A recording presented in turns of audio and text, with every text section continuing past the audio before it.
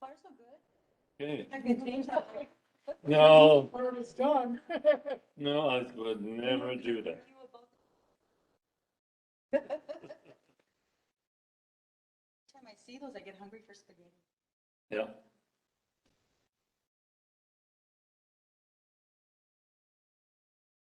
It's kind of.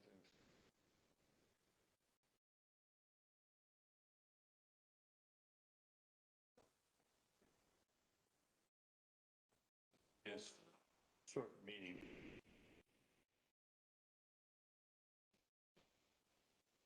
No, it's gonna be a quick. I would never say that, but I will say that,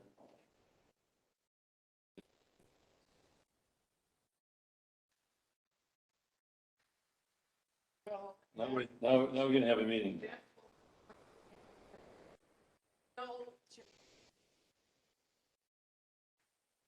all here.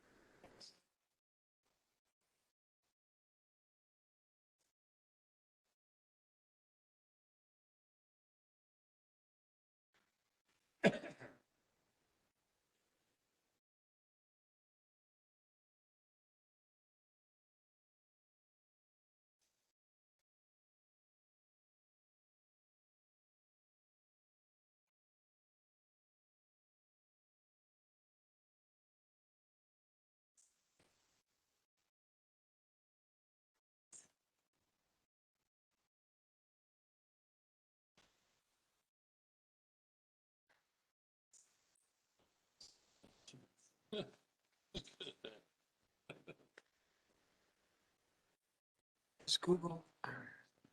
Push the button, please. But Button. That's an important button.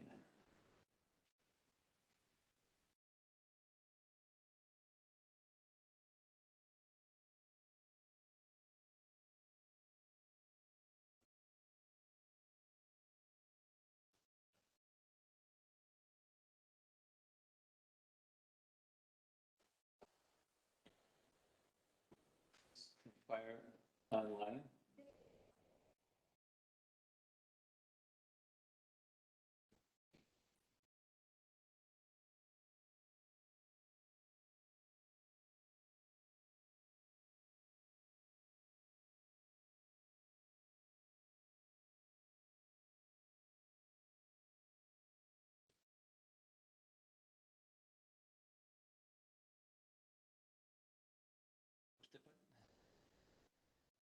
I call this meeting to order public safety at 6 p.m.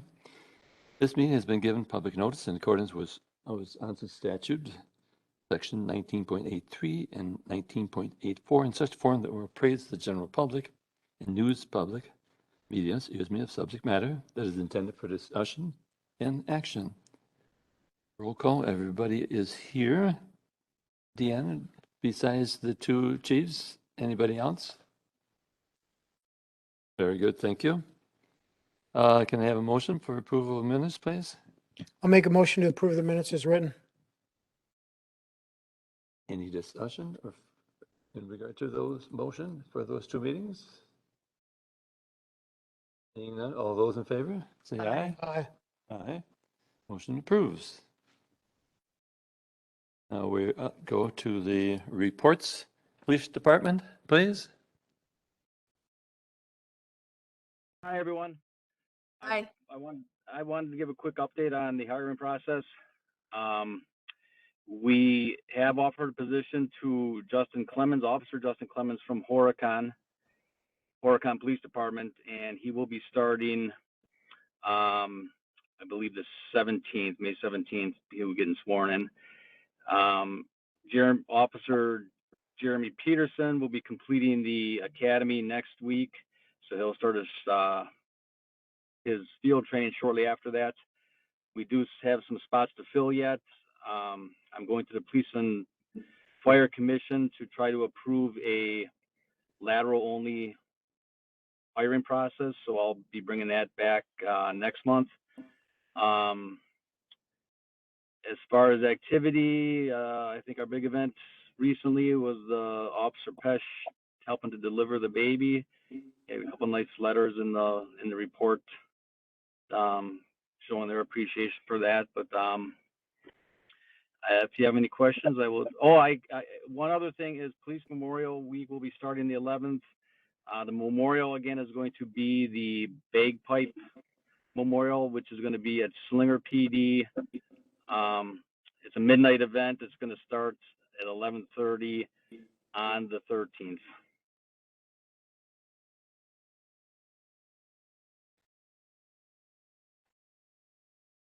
That's And that something, was is that something new? We've done the bagpipe the last couple years in place of an actual memorial due to COVID, and we decided to do it this one last year. At least last year, but we're looking to go back to the format up at the fair parks. But this lasts about a half hour. It's really it's a pretty cool event, but it'll be probably a half hour long.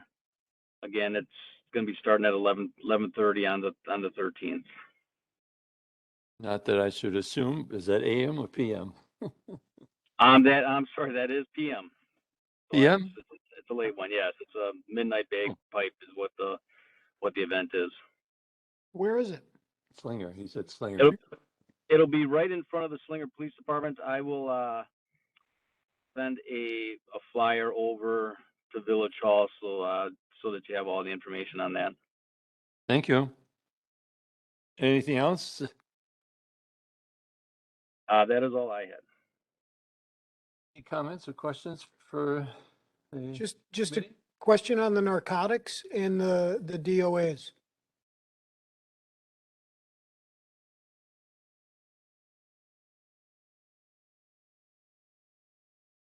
I'm sorry, I missed that last question. Question on the narcotics and the DOAs.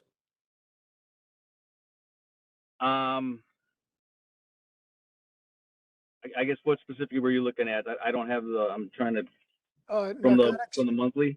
yeah, narcotics were up 83% and DOAs were up 400%. The DOAs simply because I'm not sure the number that we had, but we don't get a lot. So if there was even a couple, that would have been a substantial increase. The narcotics, we have done a drug interdiction earlier in March, where our officers were involved in the interdiction efforts. That was a event that was coordinated by Lieutenant McCulloch. That was part of that grant money that we received last year. Okay, thank you. Any other questions, committee? Thank you, Chief. Fire Department now, please. Fire department continues to be busy. As of today, we've had 810 calls for the year. We continue to move on with our hiring process, trying to hire 2 vacant positions. So that application period closes May 13th. Currently, we have, I believe it's 6 applicants for that process. As far as larger incidents, we did have a fire yesterday morning at Sendix. It was a dishwasher fire, but it filled up the building with pretty heavy black smoke. So if anybody tried to go there, they were closed for a little bit yesterday. Besides that, the majority of our calls continue to be EMS.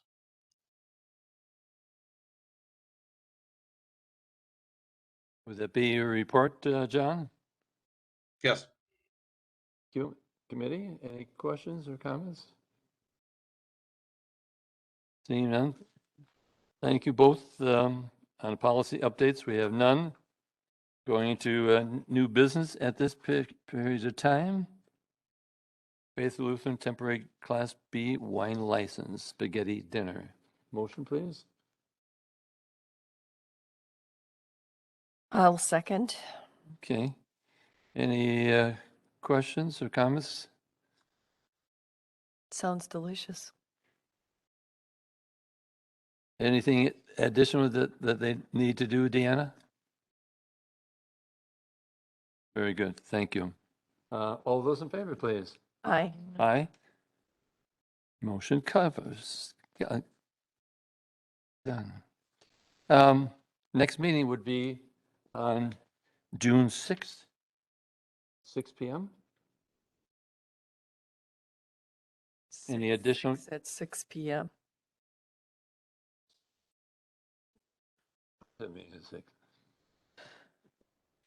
Any other comments from this committee? Otherwise, we are adjourned. Thank you. Thank you. Good night.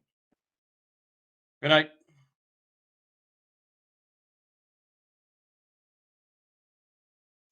6:08. Push the button again.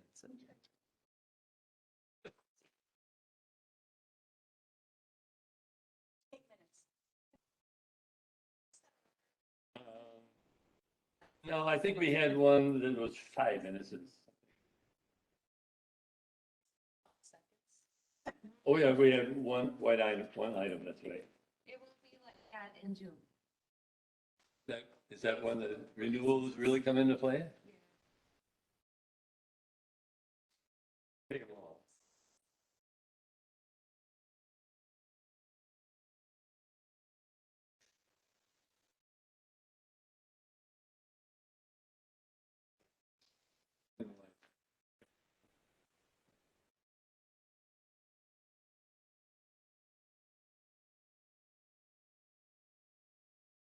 Genie, yeah.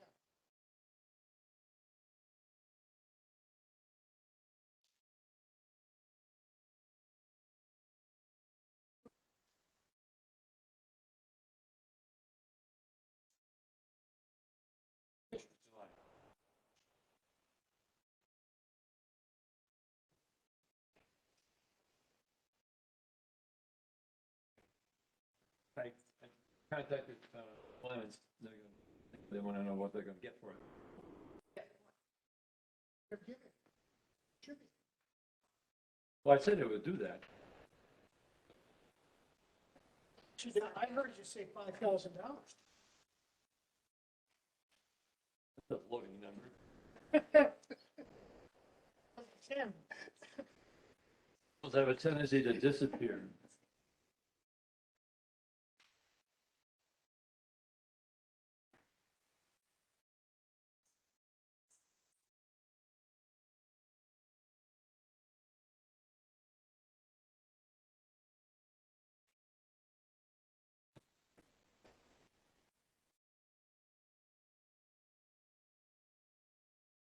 So is that, that's your computer? Oh, okay. So you give it to me?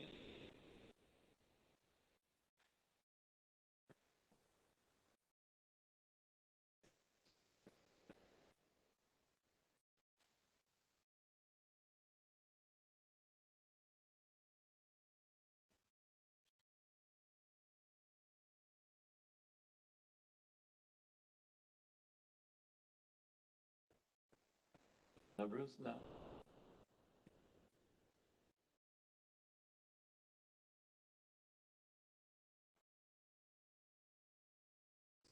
Bill? Yes, we do.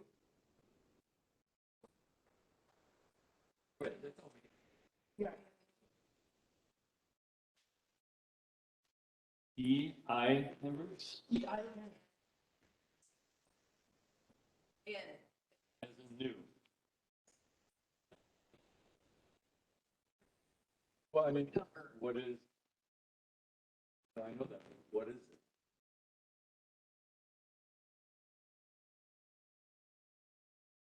All right.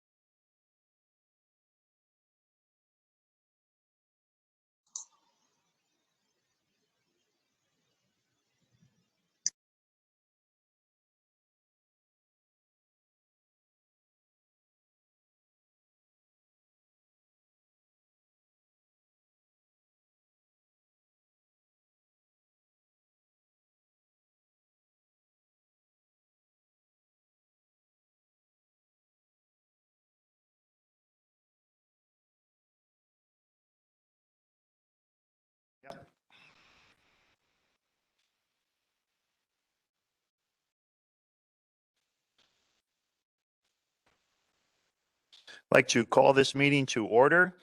A regular meeting of the Village Board on Monday, May 2nd at 7 p.m. in the Germantown Village Hall Boardroom and also can be accessed via WebEx. This meeting has been given public notice in accordance with sections 19.83 and 19.84 of the Wisconsin statutes in such form that will apprise the general public and news media of subject matter that is intended for consideration and action. Roll call shows all village board members present. Trustee Myers is here, but is currently busy attending a small emergency. There he is. At this time, I will ask us all to stand for the Pledge of Allegiance. To the flag of the United States of America, which it stands.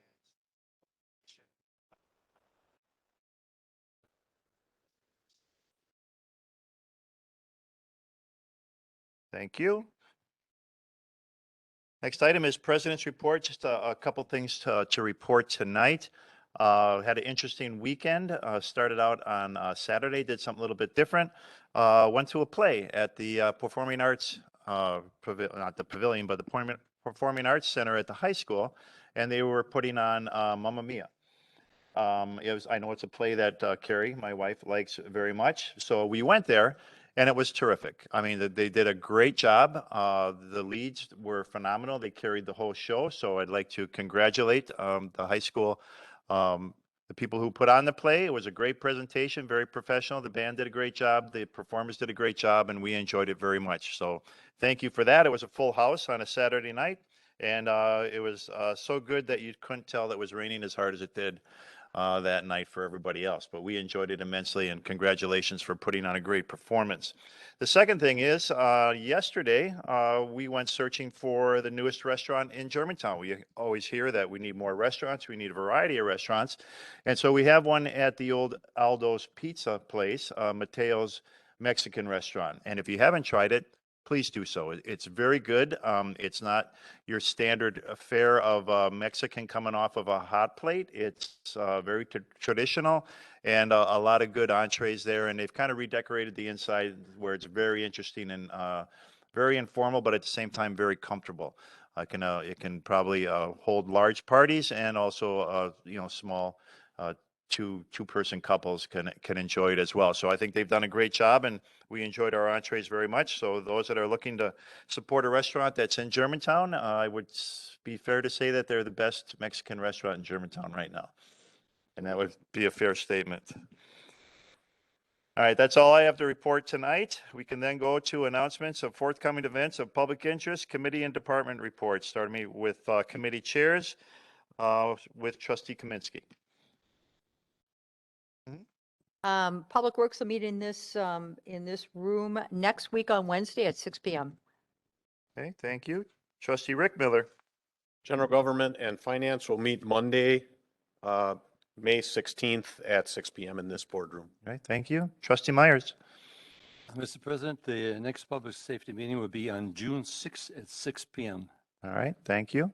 Does anyone else have anything else they'd like to bring forward for announcements of forthcoming events of public interest or committee reports? Trustee Jan Miller.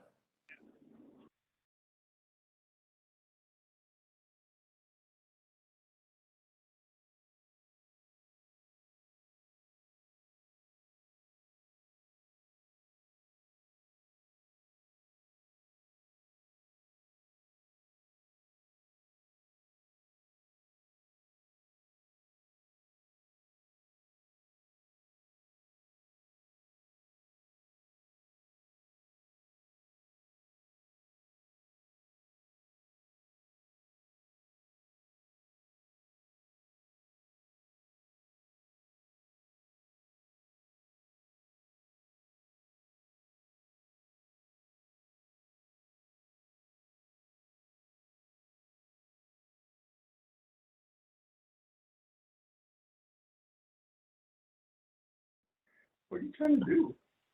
Get on this shit.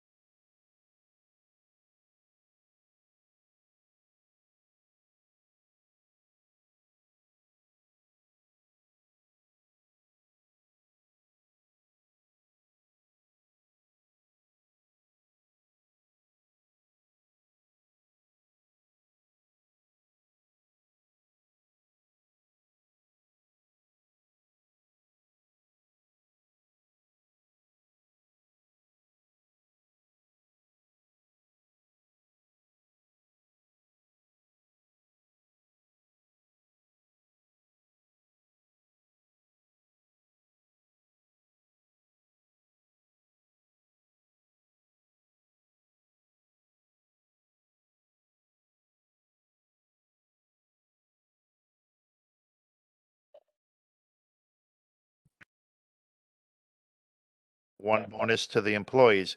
We believe this is a better use of the money. Also remember that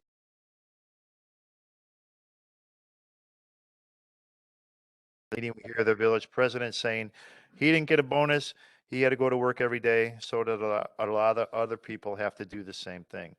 This $40,000 that is set aside for communication, will this money be used to fix Channel 25 so the citizens can see the information on Channel 25 24/7 instead of going to the website, which needs a ton of work? When the meetings are on Channel 25, when will the buzzing and static be taken care of? You, the board, spent $95,000 for the upgrade of the audio system and it is not working. We keep asking how many villages of Germantown employees actually live in the village. We never got an answer. We know Mr. Kreklo does not live in the village, which we have made the point this is not right. We like to spend but likes to spend the village citizens' money. Please acknowledge if you've received this email, which we have. And it says, thank you for your time, Bill and Carol Schneider, who are located on Bayberry Circle in Germantown. Next one reads, I've been attending village board meetings and some plan commission meetings sporadically for many years. More recently, I've had to attend or watch online one or more meetings per week. The village board has before it a very important decision, involves the selling of Germantown's water to the village of Richfield. I am totally opposed to this idea. I have compiled some information and a series of questions that I feel are important to have answered before any further actions are taken by the village of Germantown. I am not able to be present at tonight's meeting because I am out of town. I found the following information on the U.S. Geological Survey website.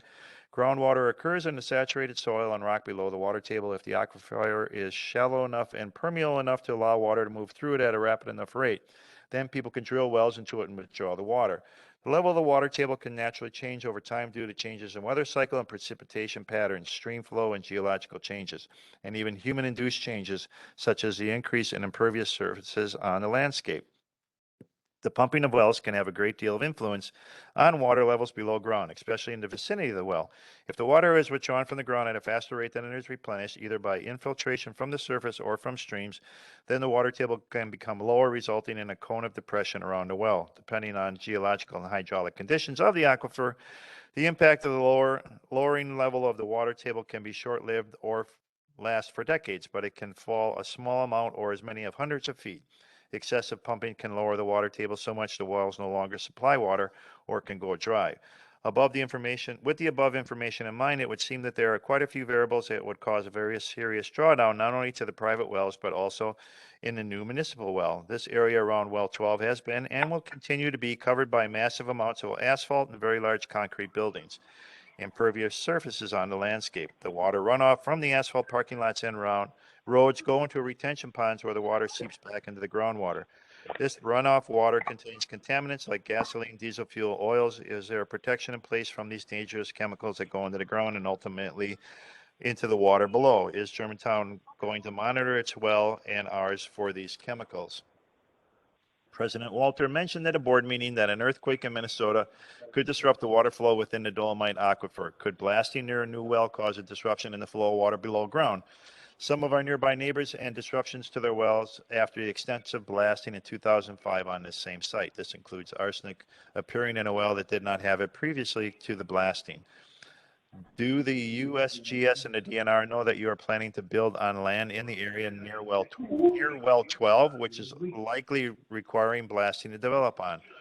At the April 18th meeting, Trustee Rick Miller said that there are protections for our wells. He said that they are safeguards in place. Then a short time later, he said, we will get these safeguards in place. He emphatically stated, we will handle it. His final statement on this was, if something were to occur to your well, it's most likely an insurance matter. We are completely unaware of any protections currently in place for our wells. Whose insurance would pay for this? Ours would certainly not. Should area residents have their well depths measured before well 12 is brought online? This should be paid for by Germantown. What would be the cost to drill well 12 deeper? I know that there has been concern about the radium at lower depths, but deep wells do not always contain radium. I am going to reiterate that I have said in previous correspondence with this board during the November 2nd, 2020 meeting, the board members are talking about how the water in the deep aquifer was not going down, so it would be a great idea to drill into that aquifer as opposed to the Dolomite aquifer, which could potentially drop. If Richfield's water is in decline, as it is, what makes Germantown think that its water isn't also in decline? Has a professional hydrologist done a full hydrology study on this? If so, has anyone on the board seen a report from this? Why did Richfield offer $50,000 in the intergovernmental agreement for protection for our private wells? Well, this was way before anyone was expressing any concerns. Do they know something that Germantown doesn't know about our private wells? Why did one of the trustees on the village board mention that one time Germantown was considering having to buy water from Milwaukee? If we sold our water to Richfield, has something happened to deplete one or more municipal wells in Germantown, would our first obligation be to supply water to Richfield because we are under contract to supply water to them, or supply water to the residents of Germantown? Could this cause Germantown to have to buy water from Milwaukee in order to meet the needs of its own citizens? What if Richfield had a major fire in a new warehouse-like facility? Would Germantown empty its water towers to fight that fire? The following are some other questions I have and would like answers for. Who sets the sewer rate for Richfield Sewer? If MMSD sets the rate, what is it? How much profit will there be from their payments? Do Sewer Pack and MMSD have detailed plans for the sewer and water lines? Do they approve any of those plans? What does the 2050 plan have to do with the selling of our water? If it has something to do with it, how can any contract be signed before the 2050 plan is finalized? Are we going to rush through the 2050 plan in order to sign the intergovernmental agreement with Richfield? What is the possibility of business going in on Richfield's side of the freeway with almost 2,000 employees per day and no one knows how many trucks? How much traffic protection studies have been done for the roadways and entrances and exit ramps for the Holy Hill Road and I-41 Interstate Highway? Some questions that Trustee Neureiter had at the April 4th meeting were, what would be the economic impact from this agreement? Can Well 12 go deeper? What would the cost be? What about insurance liability policy for private wells? What would Germantown's costs be from the agreement? What would be the complaint procedure for private well owners, and what impact would this have on Germantown's fire and police? These are all very valid questions that need answers. As a taxpayer and citizen in Germantown, I feel that we have the right to get answers to all the questions that I have put forward in this correspondence before our board makes any more decisions. I'd like to see a response from our governing body. I am your employer and you work for me. Please do your job. And that's from Mrs. Judy Coates. Next one states, to whom it may concern, my husband and I own Rao Farms LLC, located approximately 1.6 miles north of the warehouse construction on Goldendale and Holy Hill Road. We have private water wells on septic sewage systems. We also have a horse facility. Since drilling began for the new City of Germantown water tower, we have experienced repeated residue in our horse watering systems and water filtration systems. My employees at the farm are continually having to replace broken parts in Nelson watering systems and replace filtration screens. We have had to replace water heaters in 3 locations due to debris buildup. This has been reported to the Village of Germantown. We therefore are very much concerned about further encroachment into our aquifer and are against bringing village water and sewage systems into Richfield, particularly north of the business district where there are a couple housing additions and, of course, our farm. And that is sincerely Becky Rao, located on Goldendale Road in Germantown. Next one states, good morning. Please do not pass giving bonuses to all village employees. I don't believe that was the intention for our government for these funds. I am sure most of the village employees, just as most of the village residents, received government stimulus money in 2021. I am sure the residents would rather the funds go into our roads or something that most people would benefit from. This is if this was a private employee giving their employees a bonus, that would be a different story. But this is the people's money, not just the village employees' money. Please do the right thing with this money. It's unfortunate most village residents don't even know we got this money, and then they don't know what you're planning on doing with it. You could put a message on next door as you did with the painting designs for the water tower and let people have more input into this. Thank you. From a Germantown resident, Dave Feldbrug, and he's located, no address provided, but he is a resident of Germantown. Next one states, Village Board members, while friendly relations with our neighbors is important, I don't believe it is necessary for the village to give up long-term advantages for short-term financial gain in the name of community cooperation. Germantown has had significant infrastructure to fill out with development before we have our neighboring communities the ability to compete with us to develop land. I understand that Richfield may choose to cooperate with another neighboring community instead to access sewer. That is a decision those 2 communities need to make. We are obvious competitors with all our Washington County communities for development. I ask that the village board do what is right for the residents of Germantown for the long term. And that is from Philip Frishy, who lists himself as a Germantown resident. Next one states, Thank you for the opportunity to share my opinions here this evening. I am Jeff Schlief, a longtime Germantown resident, and I live on Old Farm Road. I am also one of your county supervisors, and I was recently elected the chair of the county board. As such, I represent all county residents, but my immediate district is located in the center portion of the village. I encourage you to vote in support of the Richfield water proposal for a number of reasons. Number one, no matter how you decide to vote on this matter, you will not stop the development in that section of Richfield from happening. If they can't get their water from Germantown, they'll get it from Jackson. Simply stated, the development will proceed with or without Germantown's involvement. I believe the benefits to the village far outweigh the negatives. Number two, it is my firm belief that this would be financially beneficial to the village. At this point, discussions indicate that about $9 million in infrastructure is to be provided at little cost to Germantown. If the partnership agreement is again voted down, Germantown will have to pay for this over the next several years. At the at the last village board meeting, there was much discussion on well number 12 and its potential effects. This well is already a reality. Passing a portion of the water produced to Richfield should not have an additional effect on our area wells, according to all the expert information and data provided in that meeting. Number four, the village should wait to have control over certain elements of the development as it moves forward. The village should want to have control over certain elements of the development as it moves forward. I would bet that if we pass on this opportunity, we will look back in the future and regret it. Number five, finally, after 6 years as an elected official, I have learned that there can be a huge difference in making the popular decision as opposed to the right decision.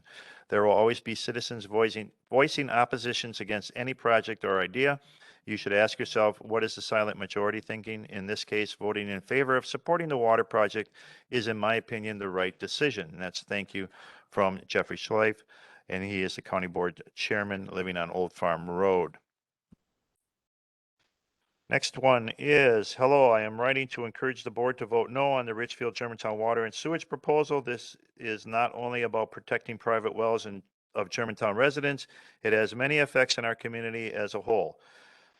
The night this was initially brought to vote, I was floored to see the heightened pace of activity and the willingness of some to not only throw money into the escrow, but to take such an interest in this agreement with the fury of the rebuttals and argument. It seemed as though I was watching an auction, not a serious topic of consideration for my community. Many times during that meeting, it made me wonder why. Why is there so much pressure to get this through? Why does it keep coming back? Who is pushing this? Why is the result of no not respected as the final answer and Richfield pivots to a different plan? Thank you, Ms. Kaminsky, for level setting and getting to vote at that meeting. Unfortunately, this continues to show up as it described prior as a zombie, and those questions of why are more and more at the forefront. Our community leaders are elected to support the wants and needs of the taxpayers. I encourage you to see this from Germantown residents' perspective, show that you listen to the residents, show your leadership and support Germantown with a vote of no. And that is from Sarah Bajarski, resident on Oak Lane in Germantown. Next one reads, hello, I just looked at my emails and saw the Richfield water issue is up again. I thought it had been discarded. It isn't a good idea for Germantown to sign on to this. It's always more expensive than expected, and our good water wells should be kept as is for the taxpaying citizens of Germantown. Please turn down this plan. Thank you, Mary Betcher. Next one reads, Germantown Village Board, residents came and explained their opposition. Board voted it down, drop it. And that comes from Sandra Johnson. Next one reads, good afternoon. I would urge you to vote in favor of the Richfield and water and sewer services. This not only benefits Richfield, but benefits the village of Germantown as well, with little or no cost to Germantown and the ability to update infrastructure. I feel this is a positive impact to both villages. Please vote in favor of this resolution. And that is from Mike Fody, who's located on Heritage Parkway in Germantown.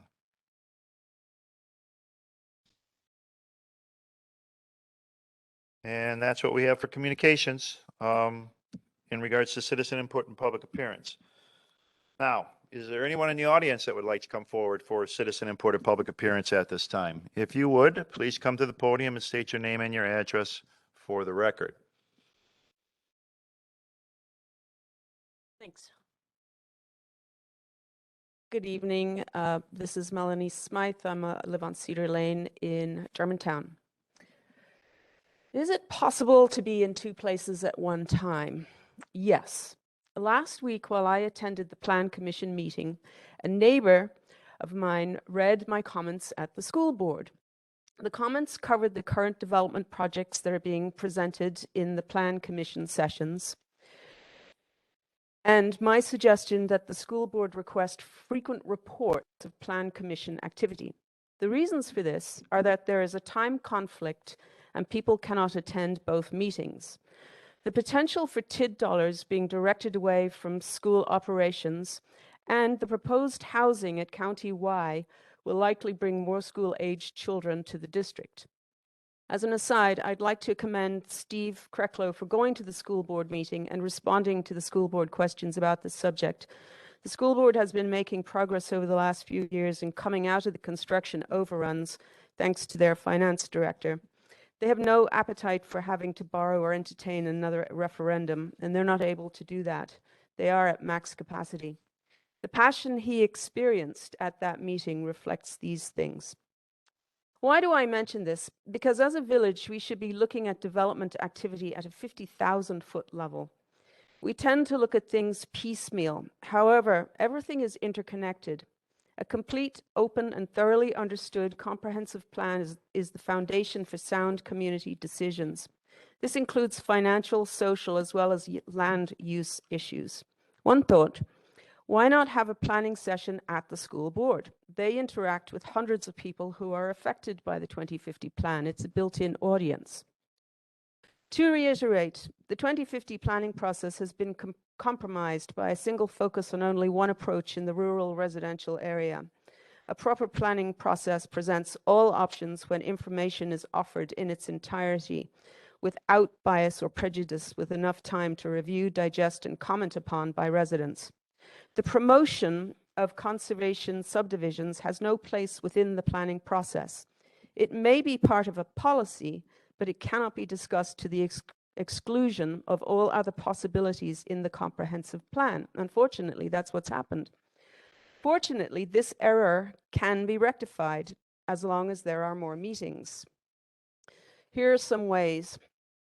Each district has a meeting to review the allowed, undesirable, and desirable uses as set up for their neighborhoods. What a great way for trustees to interact with their constituents.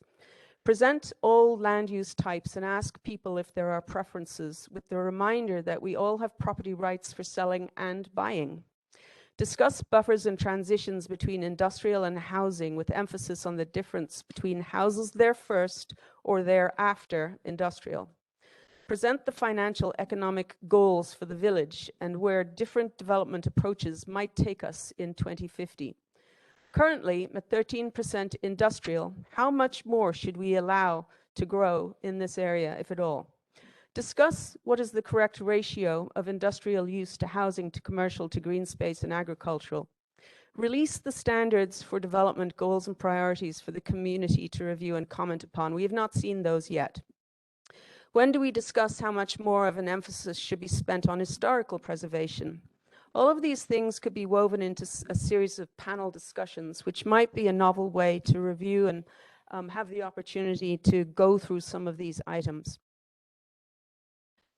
In preparation for this meeting, I took a quick look at the Germantown's Muni Code, Chapter 17. The purpose of this chapter is to promote the health, safety, morals, prosperity, aesthetics, and general welfare of the village. This is in the zoning. It is the general intent of this chapter to regulate and restrict the use of all structures, lands, and waters, regulate and restrict lot coverage, population distribution and density, and the size and location of all structures so as to lessen congestion in and promote the safety and efficiency of the streets and highways, secure safety from fire, flooding, panic, and other dangers, provide adequate light, air, sanitation, and drainage, prevent overcrowding, avoid undue population concentration, facilitate the adequate provision of public facilities and utilities, stabilize and protect property values, further the appropriate use of land and conservation of natural areas, preserve and promote the beauty of the village, and implement the village comprehensive plan or plan components. That's all very interesting. Last Monday, one of the plan commissioners said, "We are encircling the village with truck traffic," and that seems to be a contradiction. A more holistic approach to implementing development will help us collaborate with landowners and developers and not just be focused on the money. Last week, I sent a memo to the village board, copying the administrator and the village clerk. I sent it because of the events of the last few weeks regarding Richfield's desire to have water and sewer extended for 1 million square foot industrial use on their side of the highway. We know what the history is. My memo outlined what the minimum requirements are for a full site investigation, cost assessment, and maintenance operations projections. With this information, people can understand the true costs, a timeline of what it would take, and what might be done or need to be done if water runs out or if there's an emergency. Without doing this work, the village board does not have enough information to make a rational decision today. I ran this memo by a friend who is a water civil engineer and has worked with the teams who completed the Waukesha water deal, CH2M Hill, purchased by Jacobs.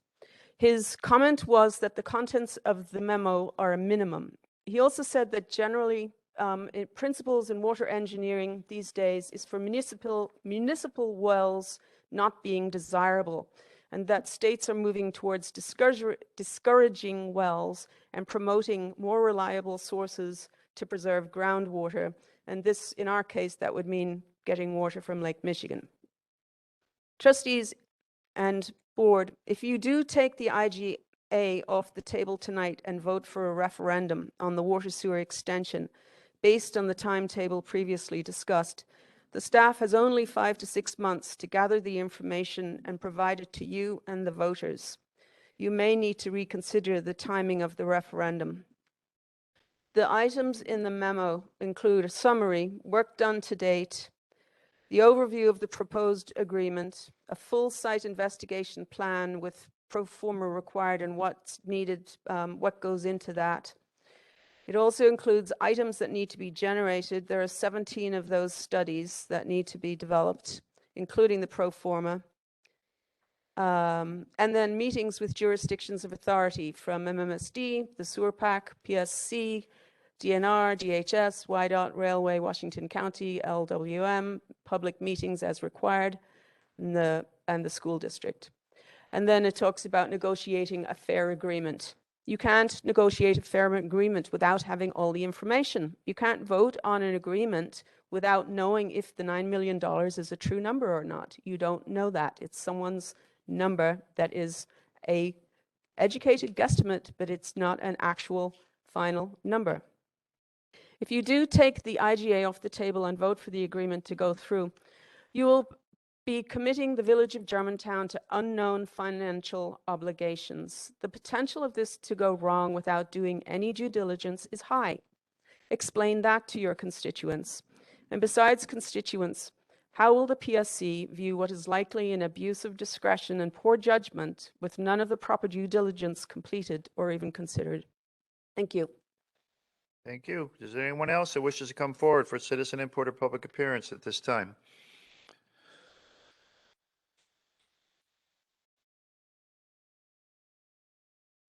Hello, my name is Katie Coates, live in Meadowlark Lane in Germantown. I'm not surprised that the topic of water sharing and sewer with Richfield came up again, since it's come up several times in the past couple of years already. What I was appalled at was that the intergovernmental agreement was back just 2 weeks after being voted down. I understand there are some trustees who want to ask more questions, but frankly, there have been many months of questions on this topic already, and very few answers. There has been almost no publicly expressed support by Germantown residents for this agreement outside of a few landowners who want to sell their property. The other supporters are a handful of government officials, some of whom are unelected, and most of whom don't live in Germantown. The rest of us who have to deal with the fallout are strongly opposed. Why does their opinion overrule the rest of us who actually live here? Perhaps this should go to referendum to get broader input from village residents. It's still unclear why this agreement is being pushed so hard.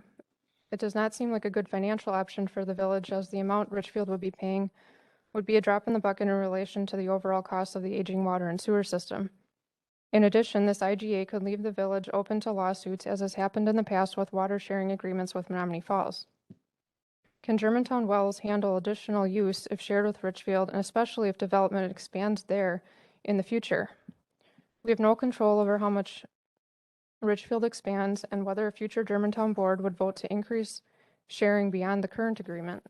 Could such expansion require the drilling of yet another well in Germantown?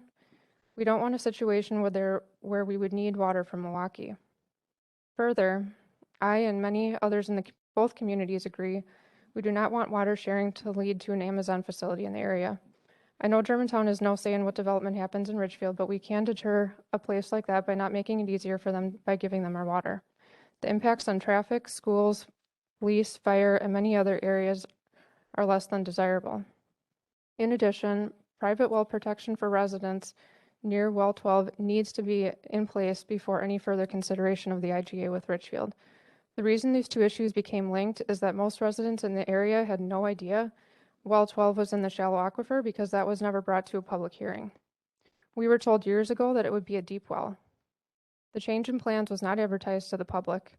Many of us just became aware of this 2 months ago by accident, and the timing of this revelation happened to correspond closely to the consideration of the Richfield IGA. I do wonder why Richfield offered an escrow fund to residents.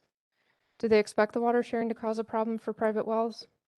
There's a known fact that municipal wells do cause some amount of drawdown to area wells, which changes with amount of use, rainfall, etc.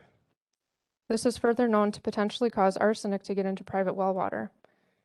Some members of the Germantown board have wanted to separate the issues of private wells from the Richfield agreement, but they are linked to some degree because the additional water used by Richfield, either now or in the future, could further affect the integrity of area wells.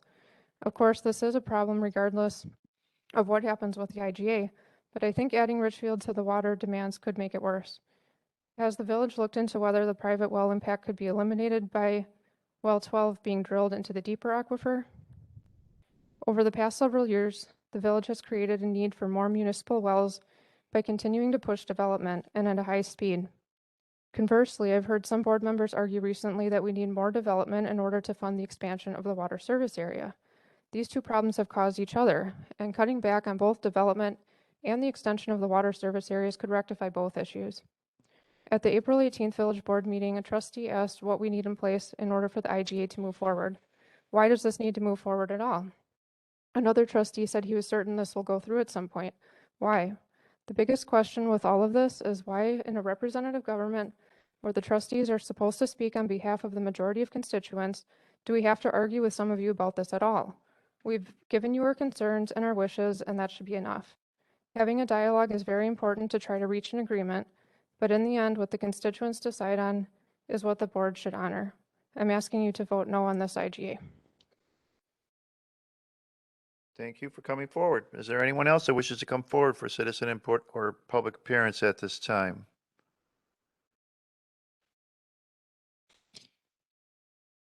Good evening, Scott Heffley from Old Farm Road. Just a couple things, and I'm not as eloquent as the two ladies before me, unfortunately. But first thing, I was there at the meeting where Mr. Kreckle appeared and presented to the school board, which there should be more of that going on at all times. I think the school board seemed a little shocked that we were considering 325 apartment homes, and I know you guys moved to either table it or something, but I think, you know, Mr. Kreckle probably learned something, and so did the school board members, that you can't just bring 300 new kids into our school district without consulting with the schools. They may not have the room, and they don't. So that kind of conversation, whether good, bad, or indifferent, needs to keep going on. That dialogue needs to keep happening because it helps everybody. It helps us taxpayers, you know, that everybody's kind of knows what's going on. It's not just a few people, few engaged people, as it were. So, and the school, from their perspective, I go to a lot of school board meetings. They're concerned about all the TIDs we have open, but they did support the DPW one, and we know we're doing it. We know we need it. It's fantastic. So we have a bunch of other TIDs are open, and from my knowledge, and Mr. Krecklo can always, he knows more than I do.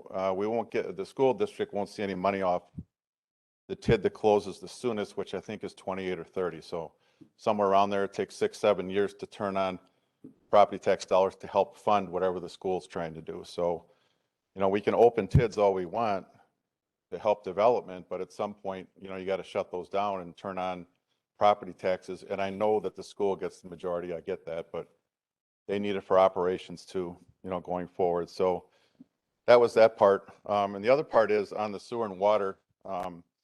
Luckily, I was able to talk to someone from the water utility. I don't know if the gentleman's here, but he was very knowledgeable, nice person, educated me. And what did I learn? Well, for now, let's look at it right now. We have a lot of water. Germantown has tons of water, apparently. Good thing. You know, maybe all that rain we got is having some effect. But at some point, that may not be. I recall a watering ban on lawns 6, 7, 8 years ago, whenever it was, that one dry summer. That could happen again. But let's say we have enough water. It is my feeling that really what Richfield wants is sewer. How can I blame them? They want sewer because no one's building a 1 million square foot facility of any kind without sewer. You're not going to throw that on a mount system. You'd have to probably buy another 40 acres to put a mount system out there of that size. So to drive development, you're going to want sewer, and the water comes with it. So hey, it all makes sense. Except, you know, when you look at that, it's a little confusing to look around the room at our trustees and see some of them looking confused, like, hey, we didn't cover this, or hey, I didn't know that, or hey, there's more questions. So that doesn't make me feel good as a taxpayer that the trustees look confused. I mean, we elect them, and then they're like, what the heck's going on? Well, I hope you know, because I don't want to say it's your job. I know you have other jobs, but you should be in the know, if that's fair. So that's why, you know, I don't like that. But again, the gentleman from water was pretty pumped about, you know, this project going forward. And that's fine. He can have that opinion. I feel differently. I feel we have so much going on. I feel we have TIDs open. We have multiple things going on. We're building a DPW. We're building a new recycling center. We're still trying to get people to close out TIDs. I think our staff at the village is running all over heck. I don't want to say with the chickens with their heads cut off, but we're down staff and we're down people. How can these people run around and do their jobs and take care of all these projects we have? Let's take a breath and go back and look and see within what's important for Germantown. That's my feeling, that we could revisit this. Also, I understand that the hydrologists involved with this are from some firm called Colliers or something. I'm not familiar who that is, but the question I would have is, why aren't they here telling us with their findings what a great idea it is for us to go forward? I mean, where are they? Maybe they've been invited. Maybe they talked to your trustees in closed session. I don't know, but I haven't heard anything about their ideas. And if they think it's fantastic, they should be allowed to tell us it's fantastic, and you make your own decision from there. So the last thing I'll say is I've heard it numerous times, excuse me, that if we don't give Richfield sewer and water, we have no input on how Richfield develops, if they get it from Jackson or West Bend or Hartford or whatever, okay? I've lived in the village almost 30 years, and I may have missed it in a news flash or whatever, but I don't recall Germantown ever having input on how Richfield develops their own village. I don't feel that's our place to have them. We're not telling them where to put a restaurant or a machine shop or, you know, shopping mall or anything. We're not telling them what to do. So if they did get water from Jackson or got water from us, we don't really have input on what they're going to do on their side of 41. We have input on our side. We'll do a shared thing if we have to for traffic flows and that, which we'll be on the hook for if we have a lot of development. But I don't think we can tell Richfield anything about how they're going to develop their village. We haven't had input for 100 years. Why would we have input now? That doesn't mean we're not sharing and getting along. It just means we can't tell Richfield how to develop their village as much as they can't tell us how to develop our village. Thank you. Thank you for coming forward. Is there anyone else that wishes to come forward at this time for citizen input or public appearance?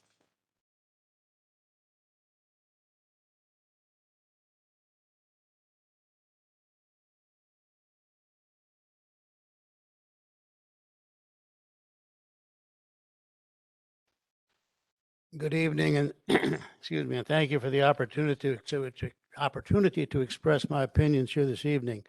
I'm Carol Mary, a Germantown resident who lives on Sunburst Trail and that's in the far southeast quadrant of the city. I'm also one of your county supervisors and represent the entire area east of Pilgrim Road and the downtown. Please note that in my comments, when I refer to the village, I'm meaning Germantown. I encourage you to vote to support the Richfield water proposal for a handful of reasons.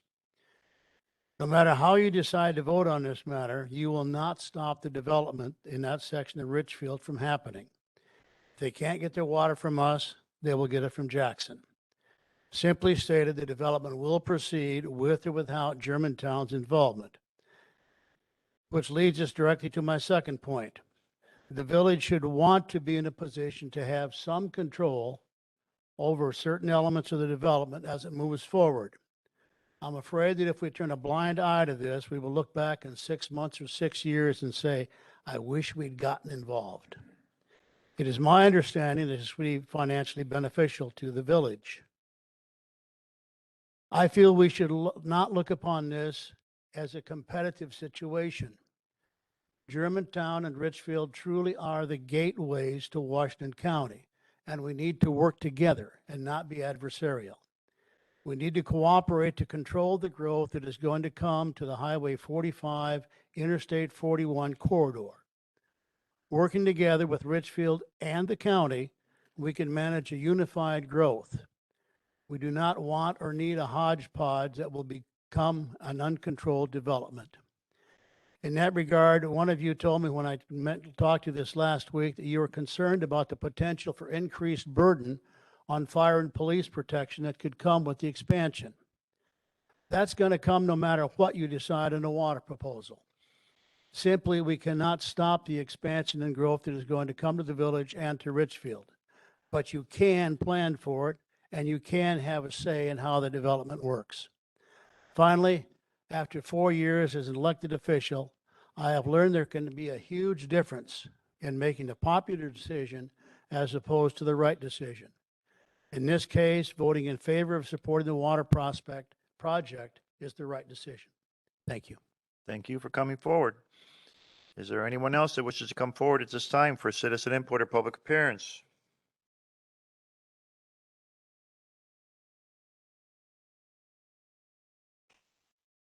Good evening. I'm John Yatso, resident of Germantown for more than 30 years. I'm just coming in to give some feedback and from my neighbors and other taxpayers on consideration for the bonus that's going to be handed out or considering to be handed out. I think my neighbors and other taxpayers in the village have suggested that maybe there's other ways of divvying up that money, that $250,000 that's being considered as a COVID bonus, or now I think it's from this last finance committee meeting, it's a retention bonus that's being considered for employees, and maybe that some of that can be used for some infrastructure needs in the village. Could be for additional policing in the village where there's some issues going on in some of our retail stores. Maybe some of that bonus is just earmarked towards our first responders, our fire, paramedics, and police personnel that were actually on the front lines at that time when a lot of us were in offices, maybe behind plexiglass, but more protected than them. So really that's what I'd like to bring forward. And I think all of you got numerous emails from other citizens, and thank you for a lot of you who responded back and gave your feedback and your position on that. We appreciate it. And thank you. Thank you for coming forward. Is there anyone else that wishes to come forward at this time for citizen input or public appearance? Is there anyone online? Mr. Braun, do you have something to add to citizen input or public appearance? Yep, Jeff Brown from Cedar Lane in Germantown. I'm against providing Richfield sewer and water. As a community, we've invested millions in this resource. I can't believe we're discussing it again tonight. The decision to provide it to another village should not be decided by a few people who are not listening to the majority of the constituents. If you have gathered data and are going to decide based on different data than when you voted it down, You should at a minimum have another public hearing and present the new facts that have changed your votes. Anything else than that would continue to create further distrust and frustration with the board. Please vote no. Thanks. Thank you for coming forward. Is there anyone else that wishes to come forward at this time for citizen input or public appearance, either in our audience or joining us via WebEx?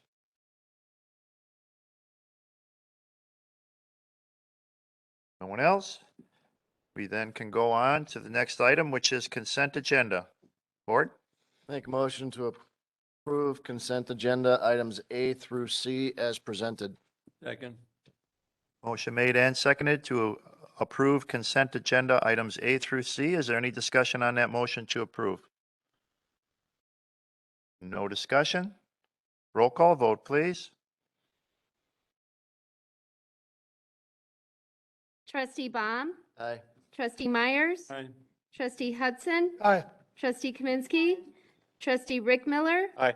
Trustee Jan Miller, Aye. Trustee Nightrider, Aye. Trustee Pieper, Aye. President Walter. Aye. Motion carried. Next item on the agenda is unfinished business, starting with unfinished business item A, America Rescue Plan funding, village employees. Turn over to village administrator, Mr. Krecklow. Thank you. Over the course of review of the potential uses of ARPA funds, American Recovery Protection Act, one of the things that the board asked staff to do was to prepare some options for a premium pay for village employees who worked through the pandemic, and as eligible, as listed as one of the eligible uses of ARPA funds by the federal government.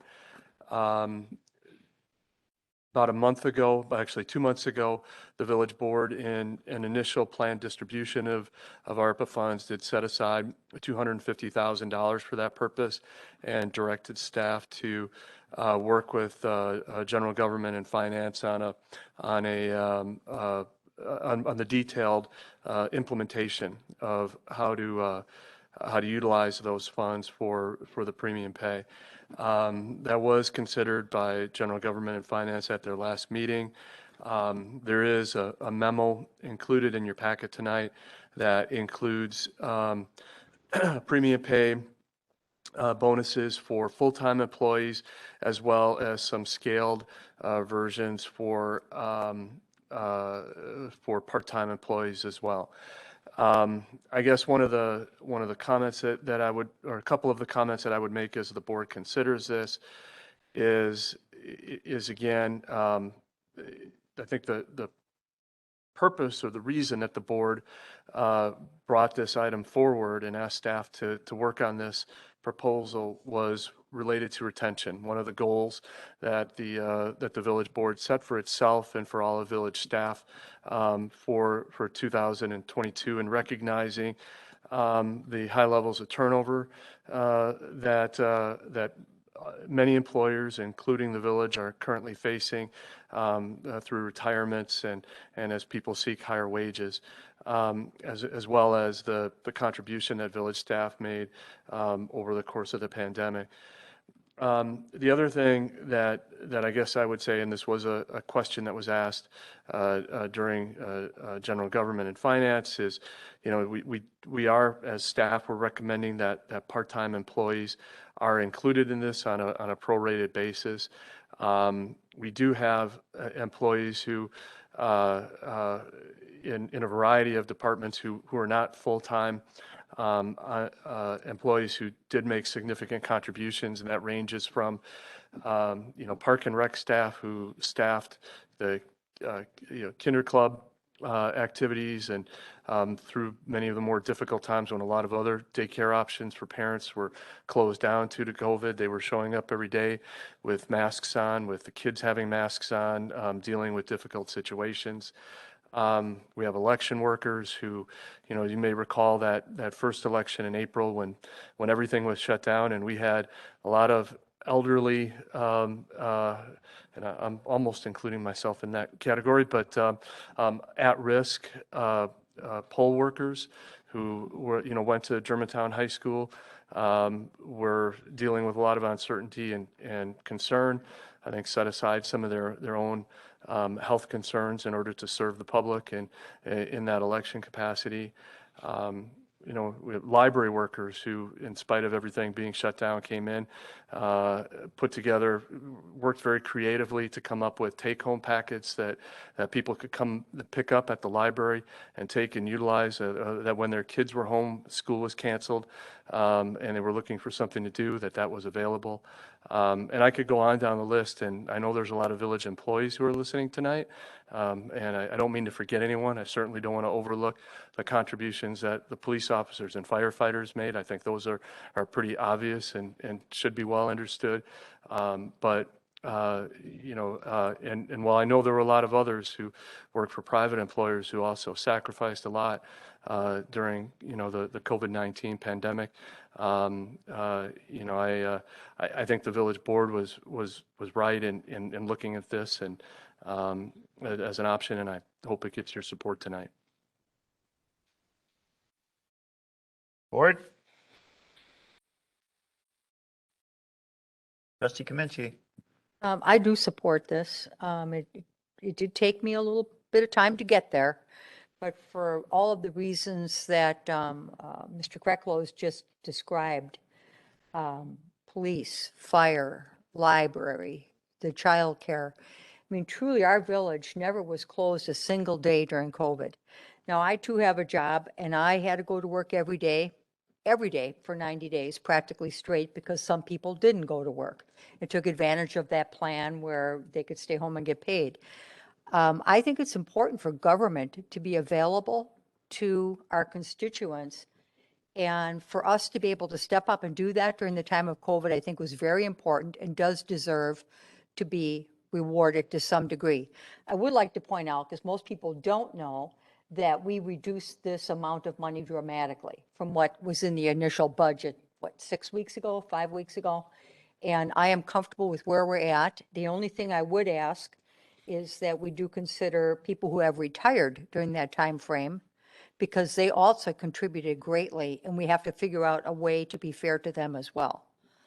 And I'll see where this goes, and I'd be happy to make that amendment.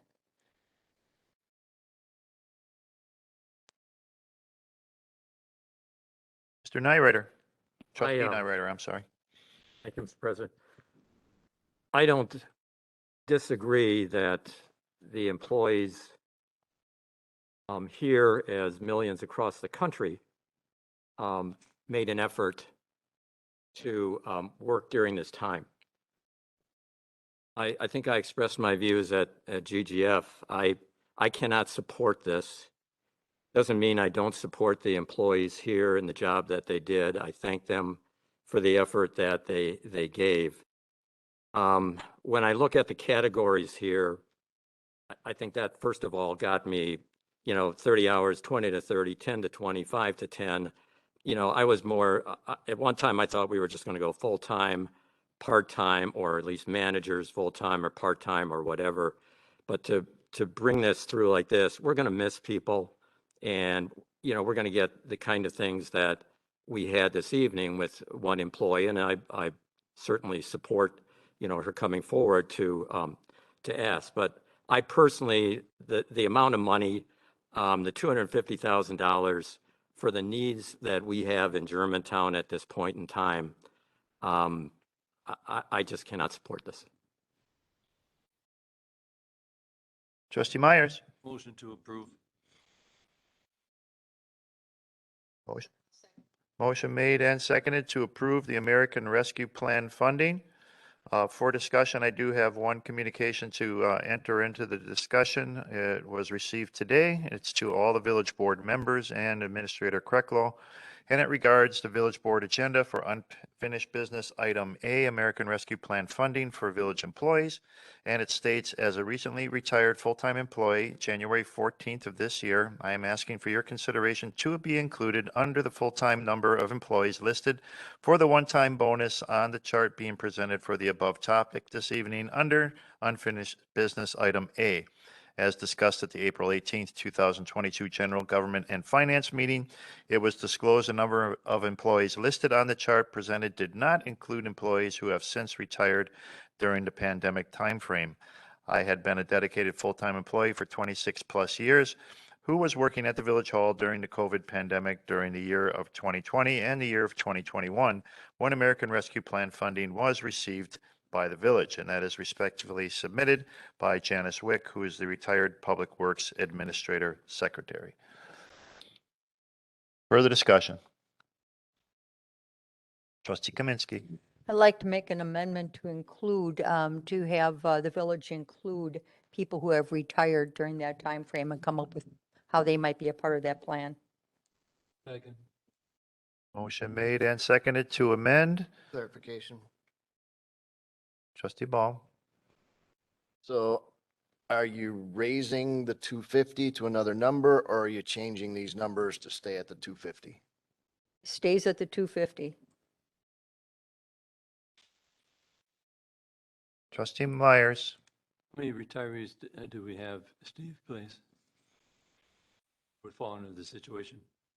I don't have that, that number with me. I would just off the top of my head estimate that, if you were looking only at retirees, only full-time employees who retired in 21 and so far in 22, you're probably looking at 5 to 10 individuals. Further discussion? Trustee Rick Miller. Is the entire 250,000 accounted for in this number? I didn't add the totals up. It's very close. I believe, and I could add these up fairly quickly, but I believe that we're in the high 240s.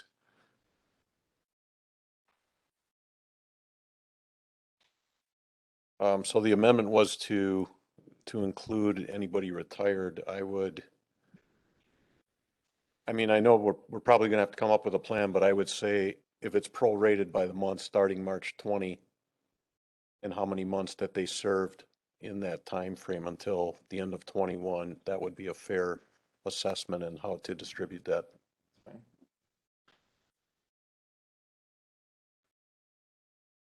If the board would like, another option for that is we could take that piece of it separately back to GGF and work out the details, get specific numbers so you have costs, and bring that forward to the next GGF meeting in 2 weeks. Total on the page is $220,850. So there is a little bit of space left available to add some folks. What was the total again, Phil? Unless my math is wrong, it's $220,850. Okay, thank you. Further discussion on a motion to amend? No further discussion?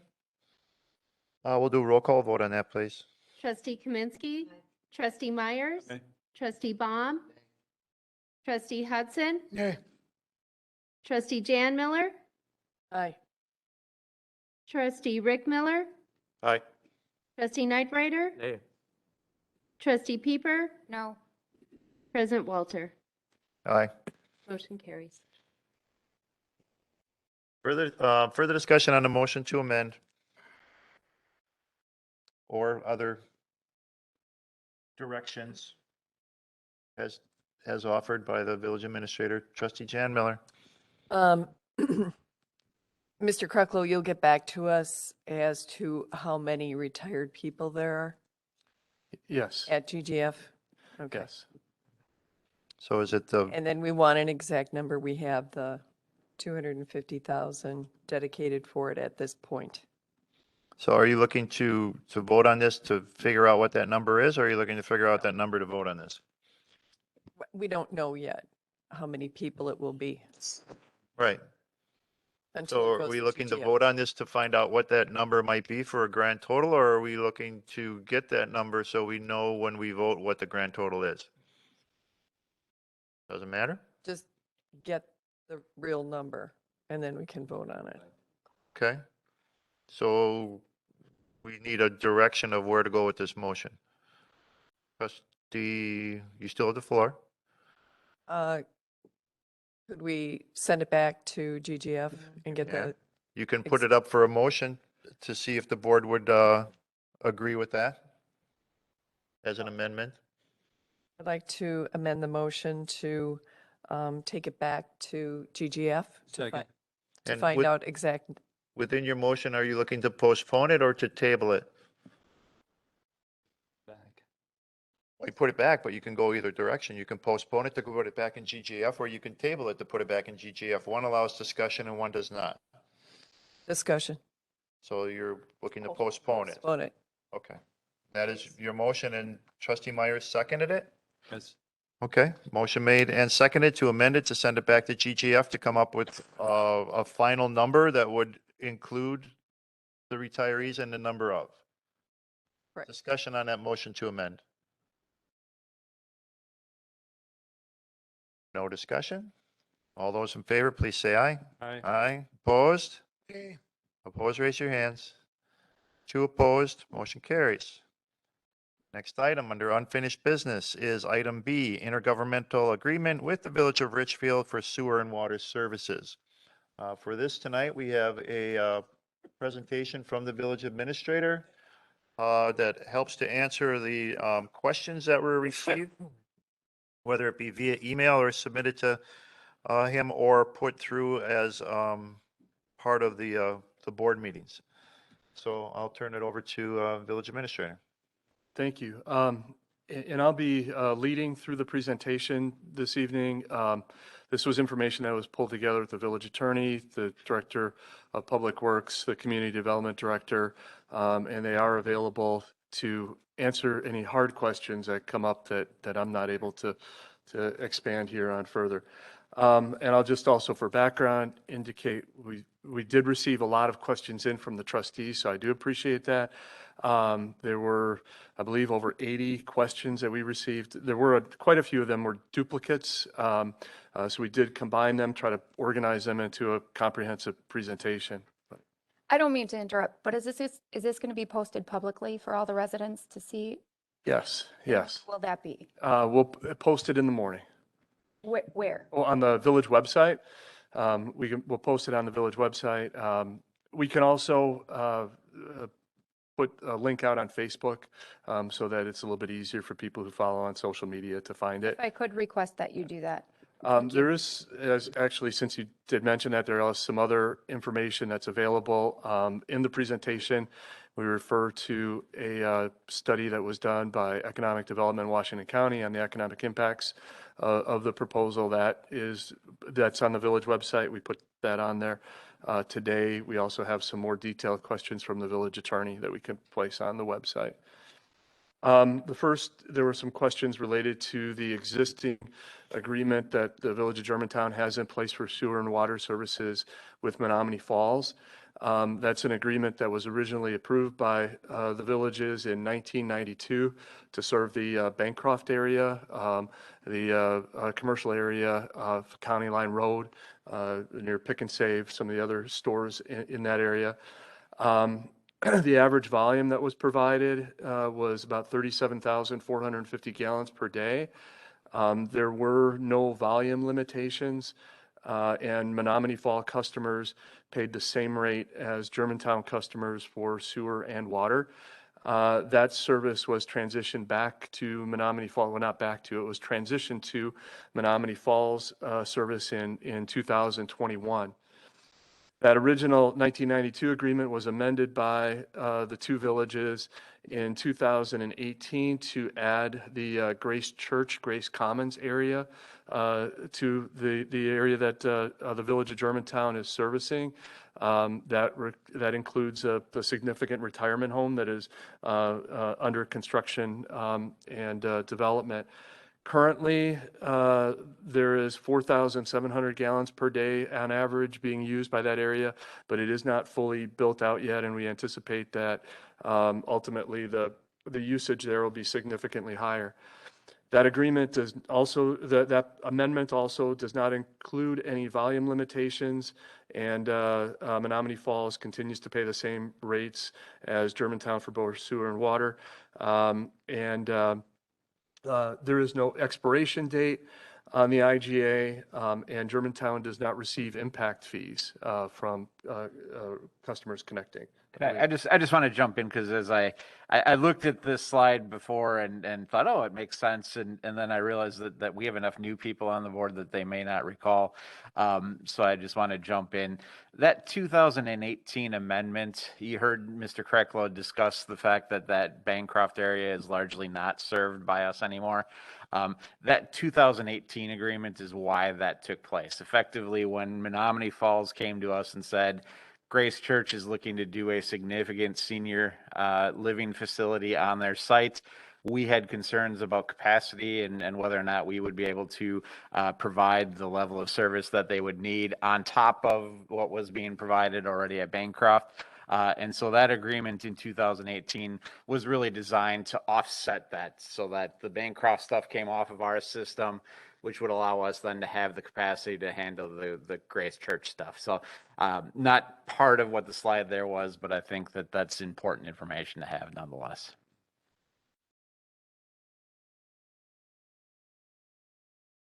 Trustee Myers, you have a question? Yes, if I could have questions from the board when we go through each one of these, I'd appreciate it, rather than to interrupt you and then try to remember them all at the end.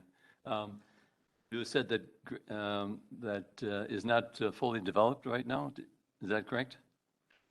My understanding is that the senior living facility is not complete and not full, so we do expect the capacity is going to be quite a bit higher than what it is today. Or the utilization is going to be quite a bit higher than what it is today. It's completely built right now. As far as the utilization being 100%, that changes each month as people pass on, whatever per se. But I don't have the latest figures, but I'll check on that. Thank you. There were two other questions related to this agreement. Trustee Miller? Could I get a clarification? You have in the original agreement 37,000 gallons per blah, blah, blah. And then in the 2018, you've got 4,700. Is it cumulative? No. No. One is a different site. One is the strip mall area and the other one is the Grace Church. But essentially, we're sharing because do they supply any water or share it? No, we do not receive any water from Menominee Falls. There's a bridge across in case there's a break, which was when County Line was single sourced. There was an agreement to where if the water would break, they would provide water in that area until that was fixed. But we have then since placed another line across the freeway up around TIF 6 on Appleton and Lannon Road area. Yeah. And then that hasn't become as much of a need. And then we looped it so that the quality of the water, which was a dead end there at the end of County Line, is much better than it was at that time. Okay. Thank you. That actually does get to the last 2 points here on this slide. The systems are interconnected for emergency purposes, including County Line, and one specific question was related to Water Street, but they are not connected for daily use. There is not an exchange of water that goes back and forth. The next question was related to the service area. We do have a map of the service area here.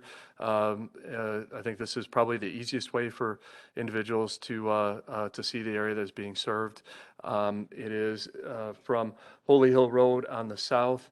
There generally borders Appleton Avenue, just west of Appleton Avenue on the west, Pleasant Hill Road on the north, and Highway 41 on the east. Some follow-up questions. This area of Richfield cannot be annexed by Germantown under current state statute since it is already incorporated.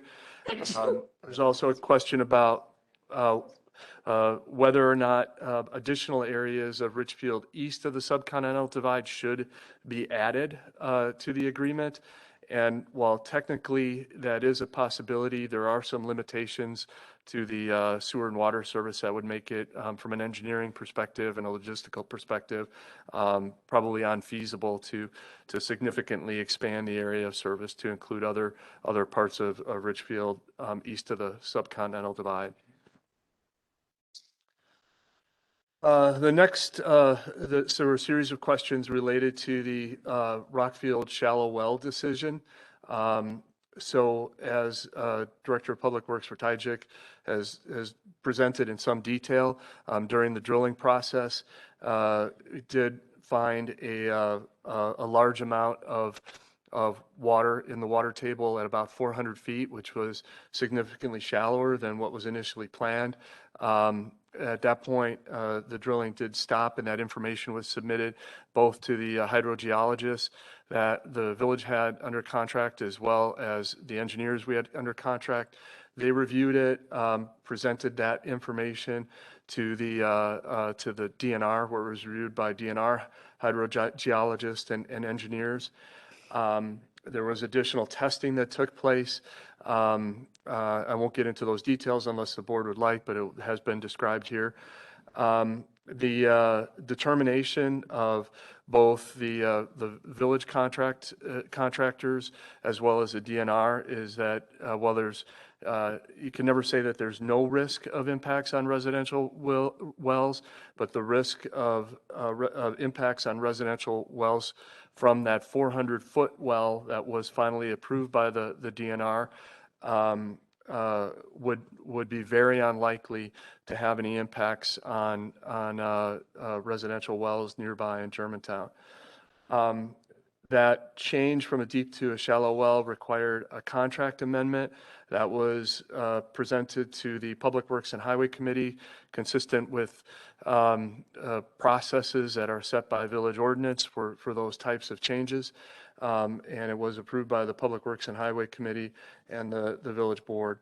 There were some questions about the savings related to that change. The change from the deep to the shallow well reduces the cost of the well house and eliminates the need for radium treatment equipment that have yet to be constructed. That will save the village approximately $900,000. You may recall at the last village board meeting where you approved the bond issuance, there were bonds included in there for the construction of the well house and completion of those facilities. The amount that the village borrowed was $900,000 less than it would have been if we had constructed a deep well.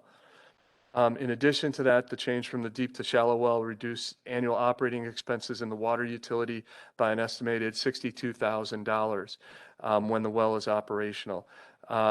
That savings, in essence, since the water utility is set up as what's called an enterprise fund, like a business, any revenues that they collect above expenses are basically go back towards infrastructure improvements. So that'll mean that each year there's an additional $62,000 that are available to the water utility for infrastructure improvements. The next questions were from the related to the Germantown residential well protection escrow. I would first of all just kind of like to reiterate that all of the analysis that we have from our contracted hydrogeologists and engineers, as well as the DNR staff, indicate that that Rockfield well at 400 feet is very unlikely to impact residential wells. In addition to that, any potential impact is not directly related to the Richfield IGA. The well that is constructed there is permitted by the DNR for a specific amount of water that can be pumped from that well each day. And whether that goes to Germantown or to Richfield, that amount doesn't change. So that there is no direct impact on that.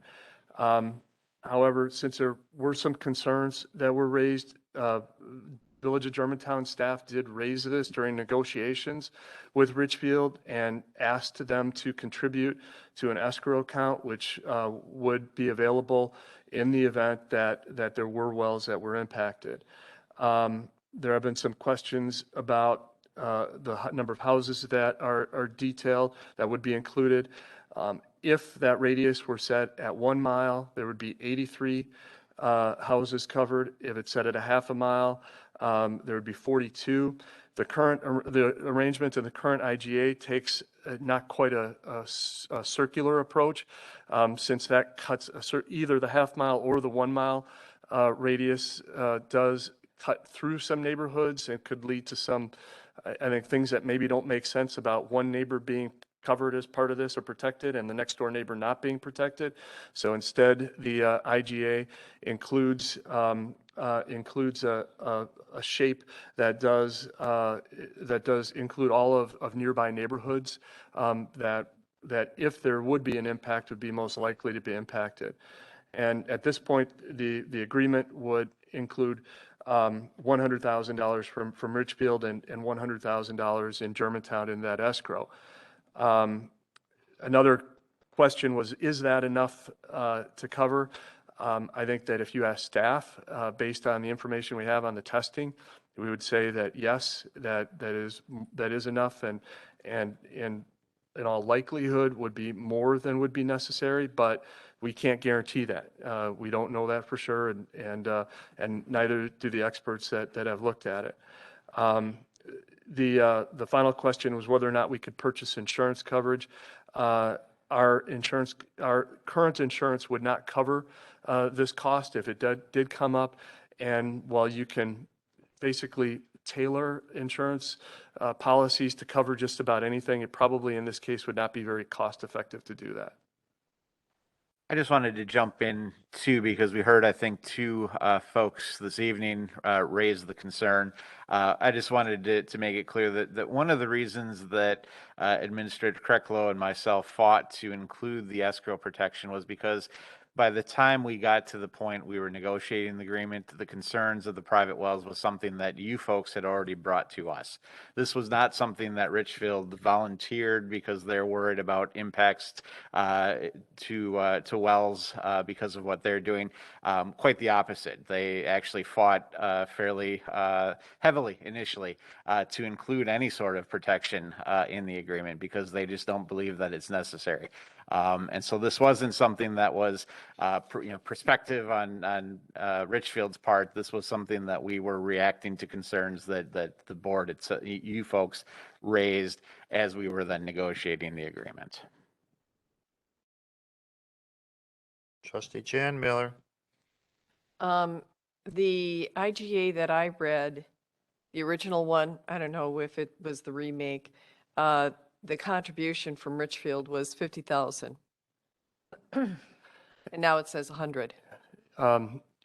Yes, when the last discussion took place with the village board at Germantown, and there was a motion made to put in $100,000 from the Germantown side, Richfield agreed to increase theirs to $100,000. Did the Germantown board approve $100,000 for this? Oh, when we pick up the motion through reconsideration, it picks the motion up where it was left off, and there was a motion to amend, and that was the motion to amend. So the village board did vote on that in regards to the amendment to the motion at the time that it was first voted on, and because of reconsideration, it's picked up at that point for discussion and reconsideration. Thank you. You're welcome. Trustee Myers. Steve, with the red circle to the south, what road would that be? That would be Holy Hill Road. South? Yes. Yeah. Wells on Rockfield. Yeah, basically Holy Hill here on the south, Rockfield here. The well is located right in this area generally. This is Bonnywell to the north, and then Goldendale along the side. Thank you. So we don't have anything to the south of Holy Hill as far as homes? Not in the red circle, no. Any reason why that?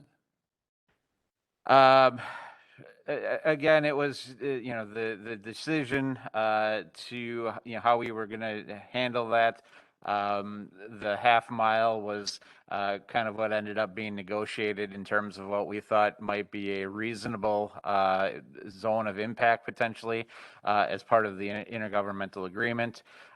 That half mile approach, based on concerns after the first kind of public listening session that was held, we amended that to instead make it more of the green rectangle area here, mostly to pick up the rest of the subdivision up on the northeast corner here, to make sure that that process was fair. There are two houses in the area just south of Rockfield. There's one here, and then there's one right next to the well. Both of those, realistically, if they were going to have well problems, we would probably address by just providing a lateral to the house and handling it that way, as opposed to redoing their well at that point. Thank you, Brian. The reason why I mention that is because if you take the half mile and you go using the Holy Hill as an example, why not to the south? There's no residential. There's residential in there. Oh, but they're on, fine. Well, I mean, yeah, as you go south of Holy Hill, there was an old farmhouse here that is no longer going to be there. That's part of the capstone site that's there. And you have a couple houses that are right along Goldendale down here. There's three, I believe, along here. Those are the only houses that are south of Goldendale, or of Holy Hill, rather. Well, you have there on Goldendale to Frystaff, you have a total of 6 homes, and then to the east of Goldendale, past going south, is that subdivision in there also. There's homes in there also. There's a total of 19 homes in there. And I realize that's past the Goldendale where you have the green originally. Right. Those would be, I mean, the blue circle here is the 1 mile mark. And those are even beyond the 1 mile mark. You know, and if you wanted to take it to that extreme, then, you know, there's how many houses in Germantown? I mean, at some point you have to draw a line. Or the circle, whatever. And my second question, if I may, going back to your last slide, Steve, talked about how much it would be for the shallow well. What was the estimate in regard to going originally really deep? What was that amount of money? That would have been I don't know the total, but the difference was the $900,000. And we ended up not saving money on the drilling because we had to do additional testing. Where the savings is coming from is from the well house and the equipment for radium removal. Which is at 62, I think you talked about before. Well, no, the capital investment for the building itself and the equipment is $900,000, and then annual operating expenses for the radium removal is a 62. All right, thank you. There were also some questions related to the process for requesting escrow funds. So in other words, if a resident does believe they have issues with their well and it's related to the Rockfield Road well, what would they do?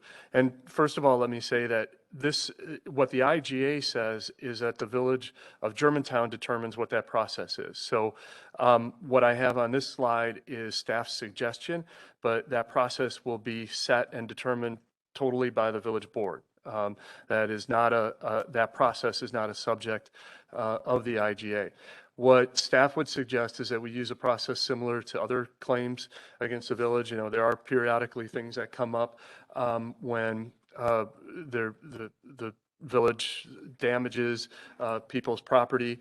And in this case, that claim would be submitted to the Director of Public Works. The Director of Public Works could review the claim for validity and look at alternatives for remediation, and then take that information to the Public Works and Highway Committee. The Public Works and Highway Committee could decide whether or not to pay that claim out of the escrow account. If the resident would disagree with the decision of the Public Works and Highway Committee, they could take that, appeal that basically to the full village board. And if they further disagree with the full village board, they would have legal avenues through a court claim. Trustee Rick Miller. Yeah, question. Can you go back one slide, please? On this one, we do have, we have an amendment, I believe, right now to the current motion to put that $200,000 in escrow. So if the IGA does not pass, that escrow goes away, correct? That's correct. And then we would have to find some other means or escrow or decide as a village board what we want to do in order to protect that area from potentially some event that would happen out there. Okay. And thanks for clarifying on the insurance. I thought that might be an option. It's more of a process here where they would have to submit through Public Works Department, there was some wrongdoing or there was some unlikely event that happened, and do it that way. But this will come back. If it does not pass, that we will review this and try to put some money in an escrow or something aside. I can't promise everything because it's up to 9 people here, not me. But we will bring this back if it does not pass. Trustee Myers. Basically speaking, Steve, we're going to go with the policy that we really have had in the past. That's staff recommendation. But it's a decision for the village board. If the village board would prefer some other sort of a process, that's something that we could develop. Trustee Baum.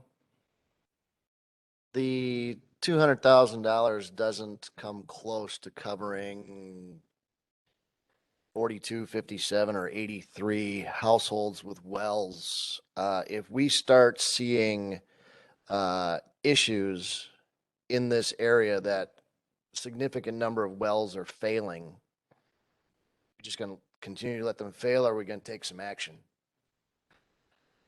Well, shut down our well until we figure out what's affecting their well?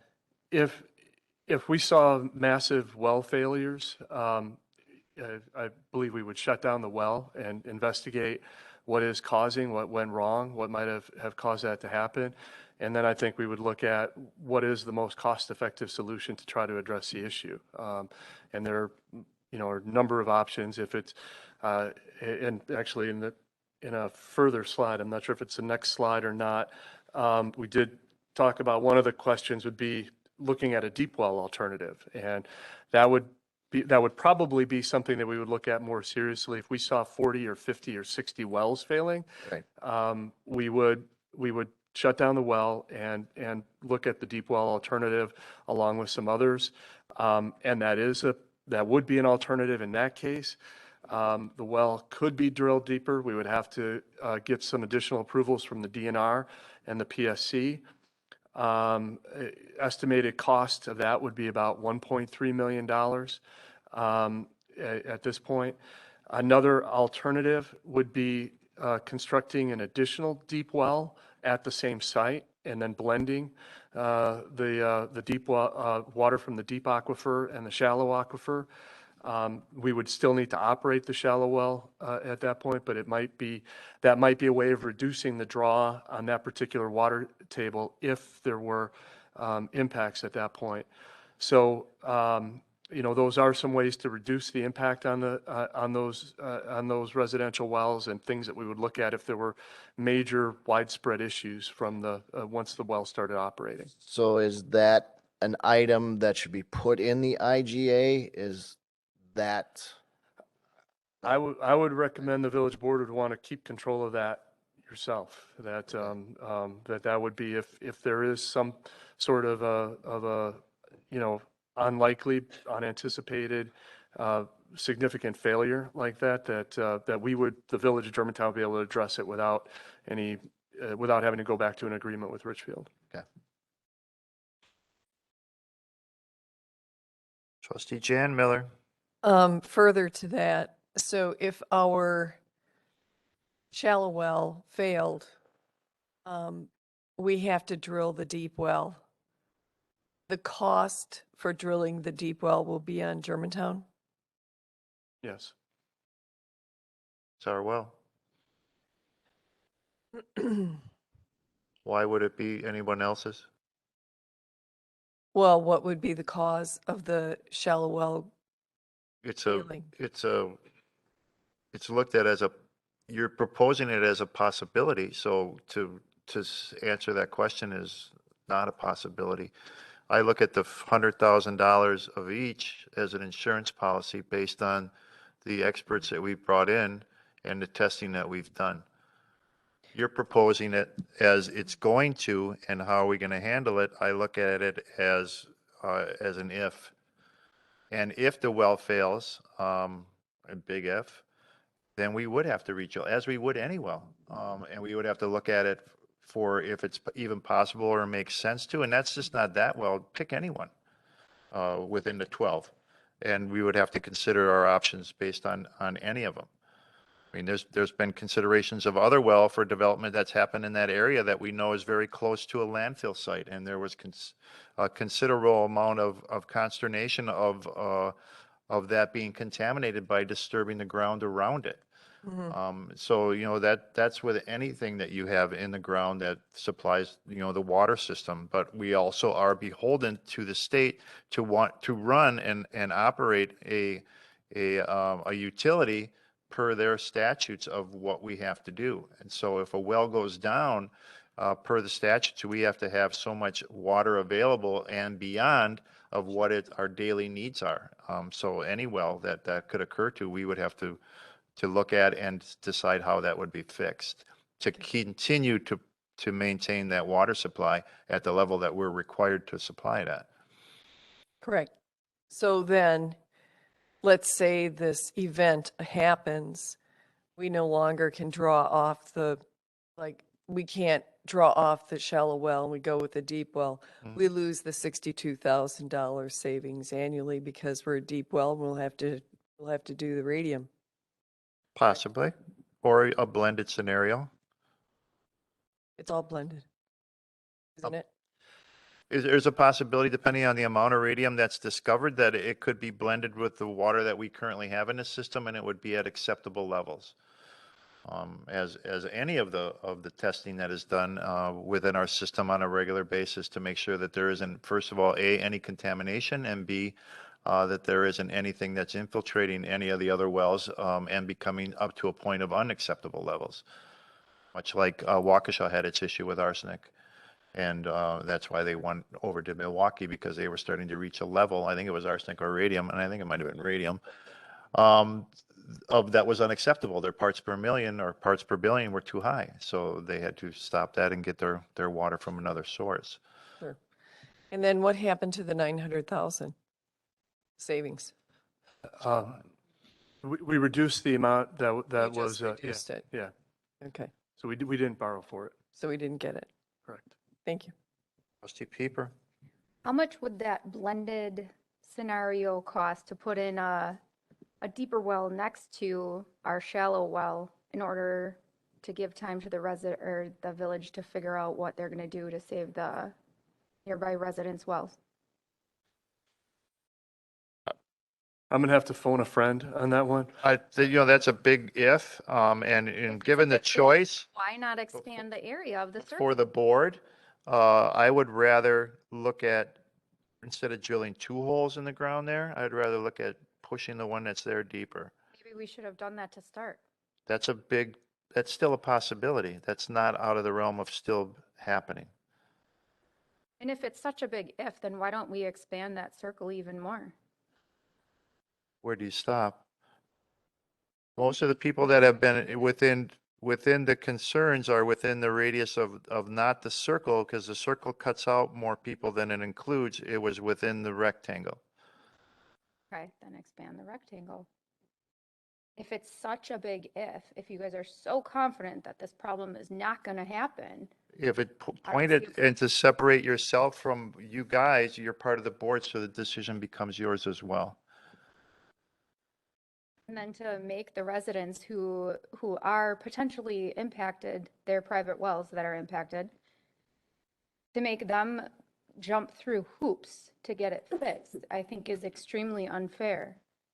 That there should be a streamlined process, there should be a direct contact, they shouldn't have to do all of that. All of that still would have to be developed within the village board as to what exactly that process is. And if that's the direction that you want to go and you feel that the majority of the board would follow that direction, then you can propose that at that time. I'm just concerned that the village is opening themselves up for not one, but several lawsuits against us that we're gonna lose.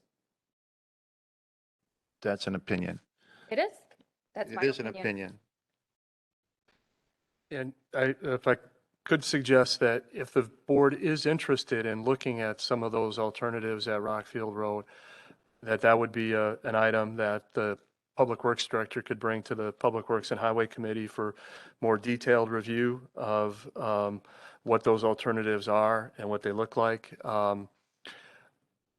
I think one of the important points is that those aren't decisions when it comes to modifications to those wells that the village can make without DNR and PSC approval. And I think one of the way that I believe the DNR and the PSC would look at the investing more money into the well at this point is that there is the analysis that shows that it is unlikely to affect residential wells. The PSC in particular, their statutory directive is to protect ratepayers.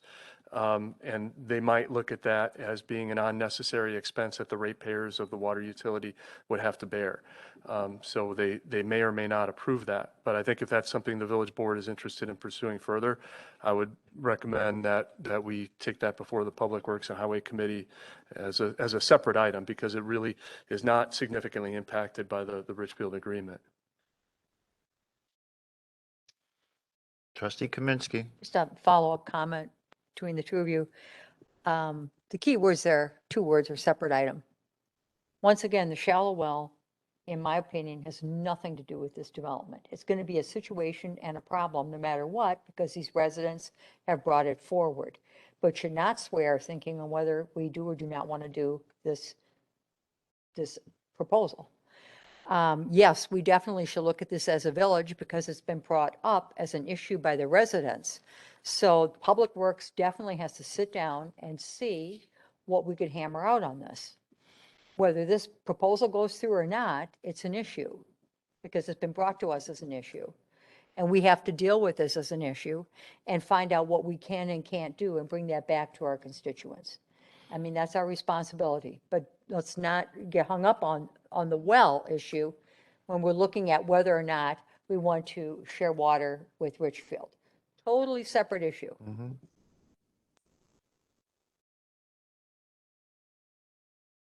Trustee Pieper. But so the only way that it would affect us, I totally get what you're saying and I completely agree. The only way that I've seen this potentially affecting this intergovernmental agreement would be, oh no, now we're going to have to take our shallow well and go deeper. If that happens, how much water are we going to be pumping out of the deeper well? Is it going to be enough to sustain their development over there? How much testing are we going to have to do on that? That's where I see it playing in, but that's it. You're looking at it as one well supplying the water to Richfield when it's a system supplying the water to Richfield. It's not well 12, it's all of the wells.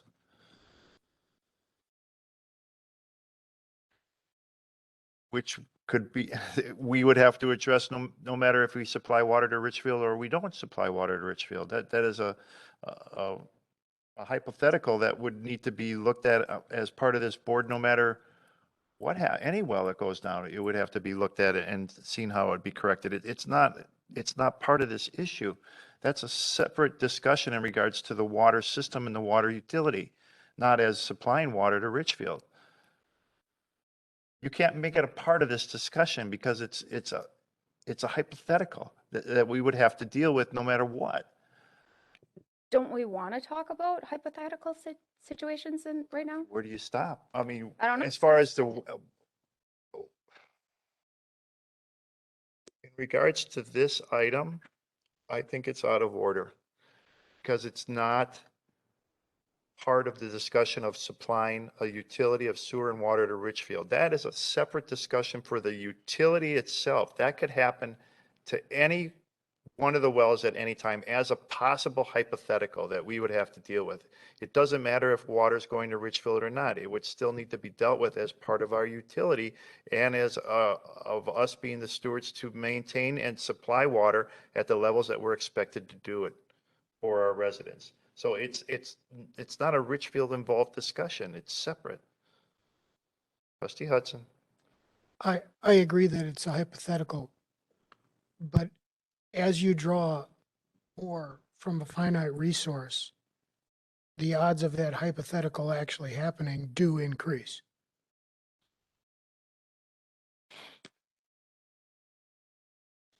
And as we come closer to the days of revelation, every day that passes, we become closer to that possibility as well. As with anything, I mean, my God, you want to enter it into a huge discussion. It's a hypothetical. Increases our burden. It puts more burden on us. I'll leave it at that. We can move the discussion on. We can agree to disagree. Go on with the presentation. Steve? There were also some questions related to sewer capacity. So we have some data here to present on that. The connection from Richfield would be made at Goldendale and Freistadt. Currently, at that point, the capacity for sewer is 5.39 million gallons per day. Richfield would be allowed a maximum of 0.7 million gallons per day. And that 0.7 million gallons per day was calculated looking at the potentially most water intensive uses being discussed in the 2050 planning process, or the heaviest sewer intensive uses being discussed as part of the 2050 planning process, and assumed that those most intensive sewer uses would be adopted and eventually constructed, so that we preserved enough capacity at Goldendale and Freistadt for any potential development on the Germantown side of things that would still flow through that point. So staff believes that there is more than adequate capacity at Goldendale and Freistadt. Another question related to capacity was at the village's connection with MMSD. That connection has a capacity of 22.5 million gallons per day. Current flow at that connection point is on average 2.6 million gallons per day. So we're only at a fraction of capacity at that point, and the Richfield agreement would add a maximum of 0.7 million gallons per day. And then the final point, that there were some initial concerns a year or so ago when we were in some of the initial iterations of this, of impacts on sewer and water capacity from the northwest portion of Germantown. But that was addressed by the change in the route. Instead of connecting at Holy Hill, where there was a smaller pipe, that's why the route was changed, or part of the reason why the route was changed, to go down to Freistadt and connect at Freistadt and Goldendale. So in short, staff's analysis of the numbers indicate that there are no pinch points or capacity issues that would put limitations on Germantown in the future if this agreement is adopted. There was another question on water related to the potential for a dead-end water main. We try to avoid those. The current designs for water mains do not include any dead ends. We can't say for certain that there wouldn't be any at this point, because final design won't be done until there's an IGA in place, and until we see a final design, we can't guarantee that there won't be any dead-end mains. We will try to avoid that, and at this point, we don't have any reason to believe that there would be any dead-end mains. And I also would point out we do have them in Germantown. We try to avoid them, but we manage those through flushing and regular maintenance. There were questions related to the approval process for sewer and other agencies that would need to be a part of the approval process. The first step is is IGA approval. We do have to get secondary approvals from other agencies, but that process can't start until there's an IGA in place. So as far as why we haven't, we have had conversations with Sewer PAC, MMSD, and DNR on these topics. So they are all aware of it, but they will not and cannot start their approval process until there is an agreement in place between the two communities. So once that, if and when an agreement is in place, the first step would be to approach Sewer PAC, the Southeastern Wisconsin Regional Planning Commission, and ask for approval to include this portion of Richfield in our sewer service area. They would review that and look at some of the long-term plans that they have and determine whether or not that fits in. If there is sewer PAC approval, the second step would be going to Milwaukee Metropolitan Sewage District, MMSD, and they would have to approve that service boundary change as well. And then finally, after those two approvals were made, DNR would look at the proposal and they would have to make an approval as well. There is a parallel process for water. Again, it can't start until there is an IGA in place.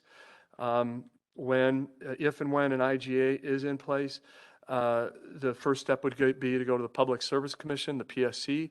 They would have to review this and approve it and would determine what the rates would be for the Richfield customers. After PSC approval, it would go to the DNR, and the DNR would have to approve the proposal as well. There were several questions related to cost analysis, asking for some side-by-side comparisons. Have some of that here over the next couple of slides. First of all, this first slide looks at implementation costs. So what are the one-time capital expenses that need to be put in place in order to make the connection, and who would be responsible for those?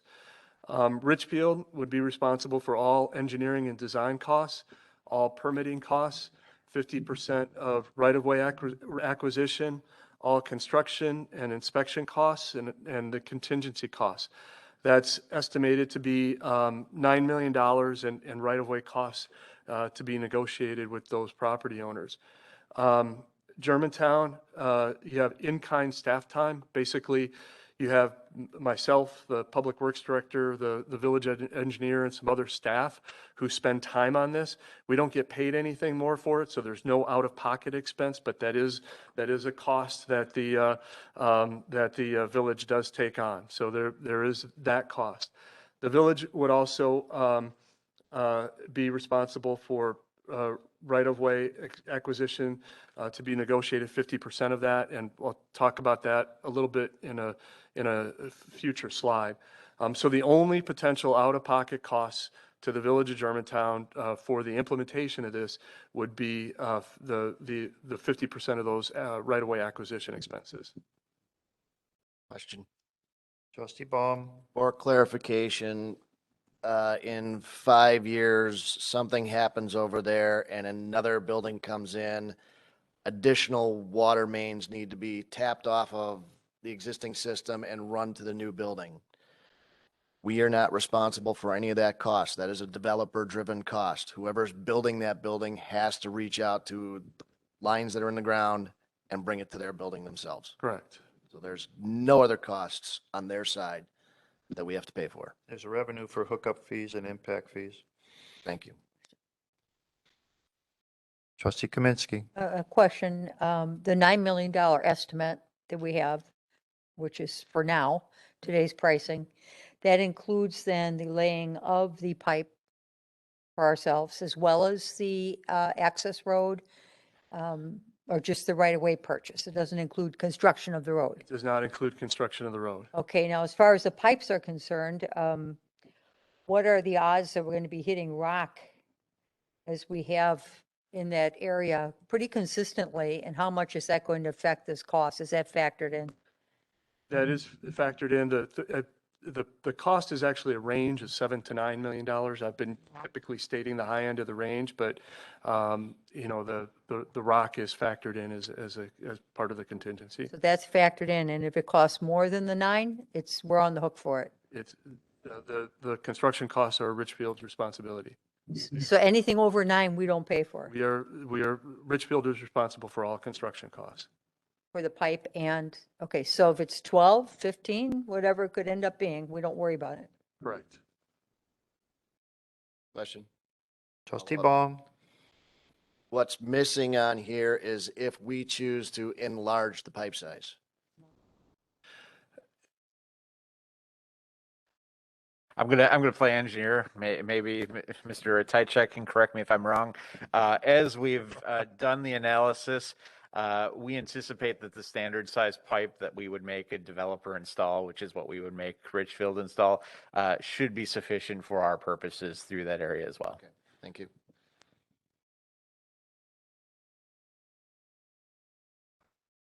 Anybody else have anything? Oh, Trustee Myers. Didn't we have 24 sites that we actually did some drilling on those 2 alternate routes already? Yes, the public works staff had some, worked with Richfield to do some testing. I think there were 24 sites that were tested, looking for rock. And that would also be one of the factors in the final decision on the route that it takes is looking where there's rock, looking where there are other conditions that we may want to avoid. What did they find so far out of those 24 sites? In general?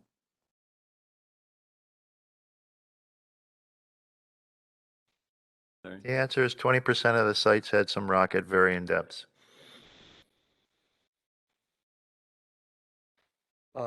Next, the next slide addresses operating costs. One of the things is we look at these numbers.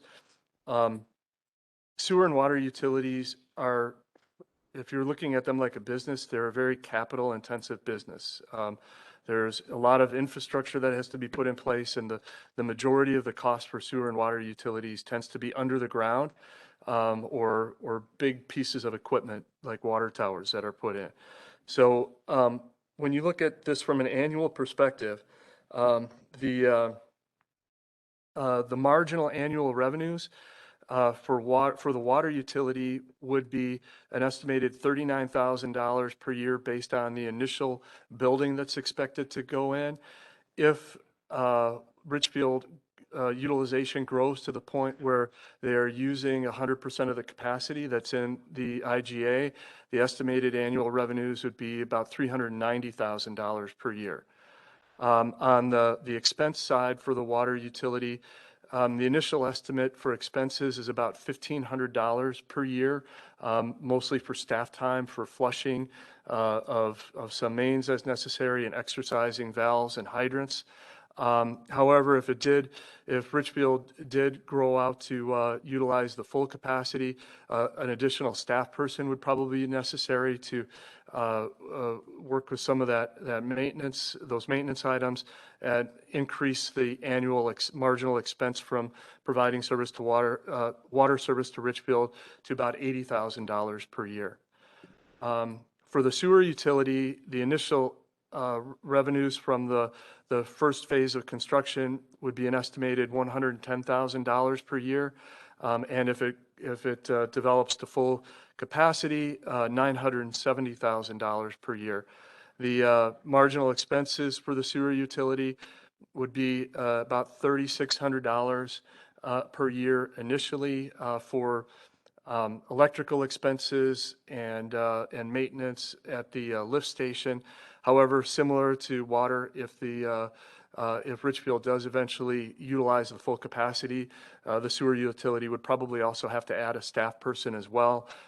So increasing at full capacity the cost to about $95,000 per year. On the revenue side, in addition, this is my estimate based on other Holy Hill area construction, was impact fees of about $120,000 for sewer, $25,000 for water. That could be higher. I think some of the other staff looked at other ways of estimating that could potentially be higher, but I think those are fairly safe numbers.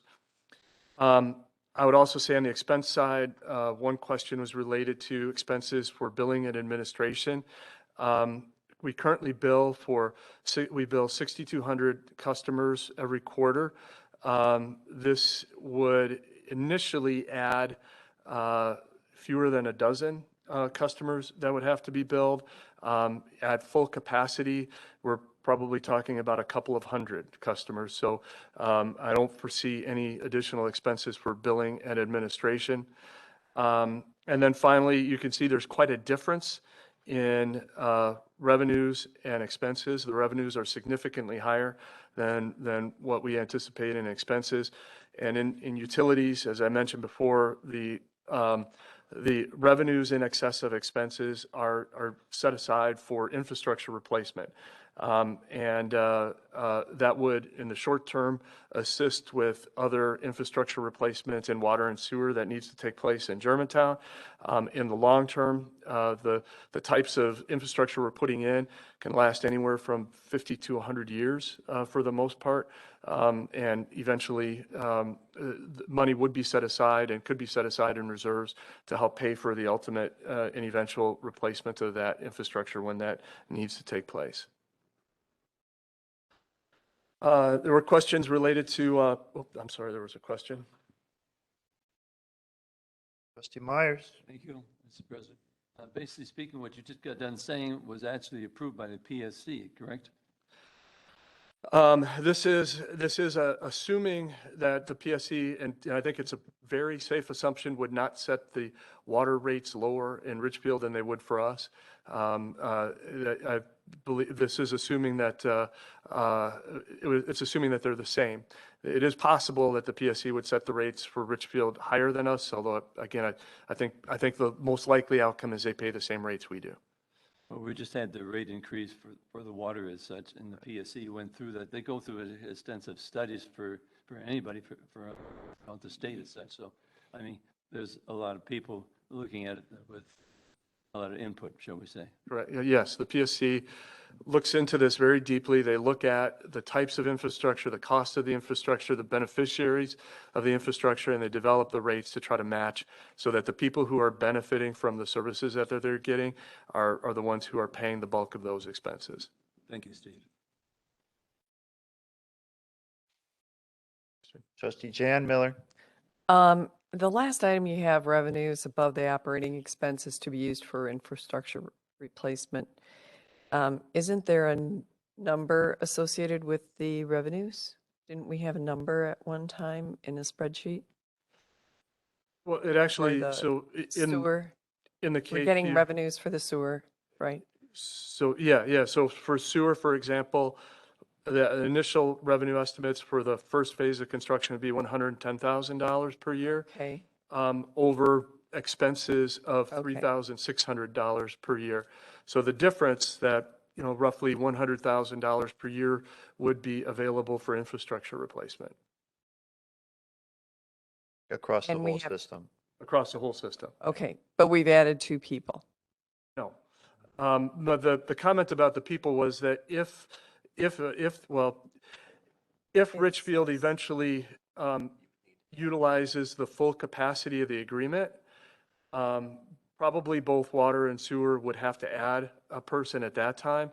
And that would be relative to, for sewer, for example, at full capacity, Richfield customers would be paying about $970,000 per year, and our costs would be about $95,000 per year. Which would be the employee plus the utility expenses, supplies, materials. Trucks. Okay. Trustee Pieper. So I just want to make sure that I'm understanding the procedural before we even get any further. Right now, Attorney Sajak, is there a current motion on the floor from last meeting? No, the motion from last meeting was tabled. There would need to be a motion to take that off the table before you could consider it. So they tabled the motion to approve, though? Correct. Okay, so somebody first needs to make a motion to take it off the table, Correct. or we can leave it on the table this meeting. Correct. Thank you. And when would I make a motion to amend if I wanted to? You would have to take it off the table first and then you would be able to do anything you would do otherwise to a motion. Thank you.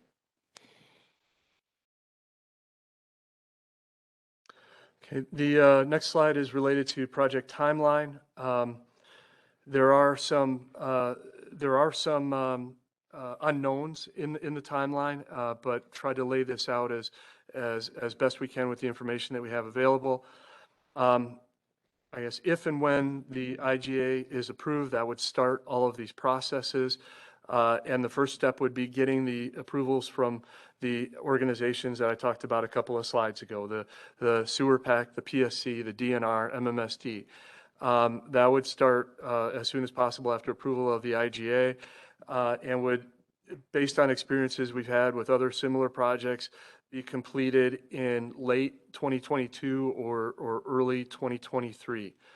The construction of the water and sewer connections would start upon completion of those permits. And that would be, again, so either in late 2022 or early in 2023, and potentially complete in late 2023. Another question was related to what would be happening on the Richfield side. Richfield could start site preparation in advance of the permit approvals.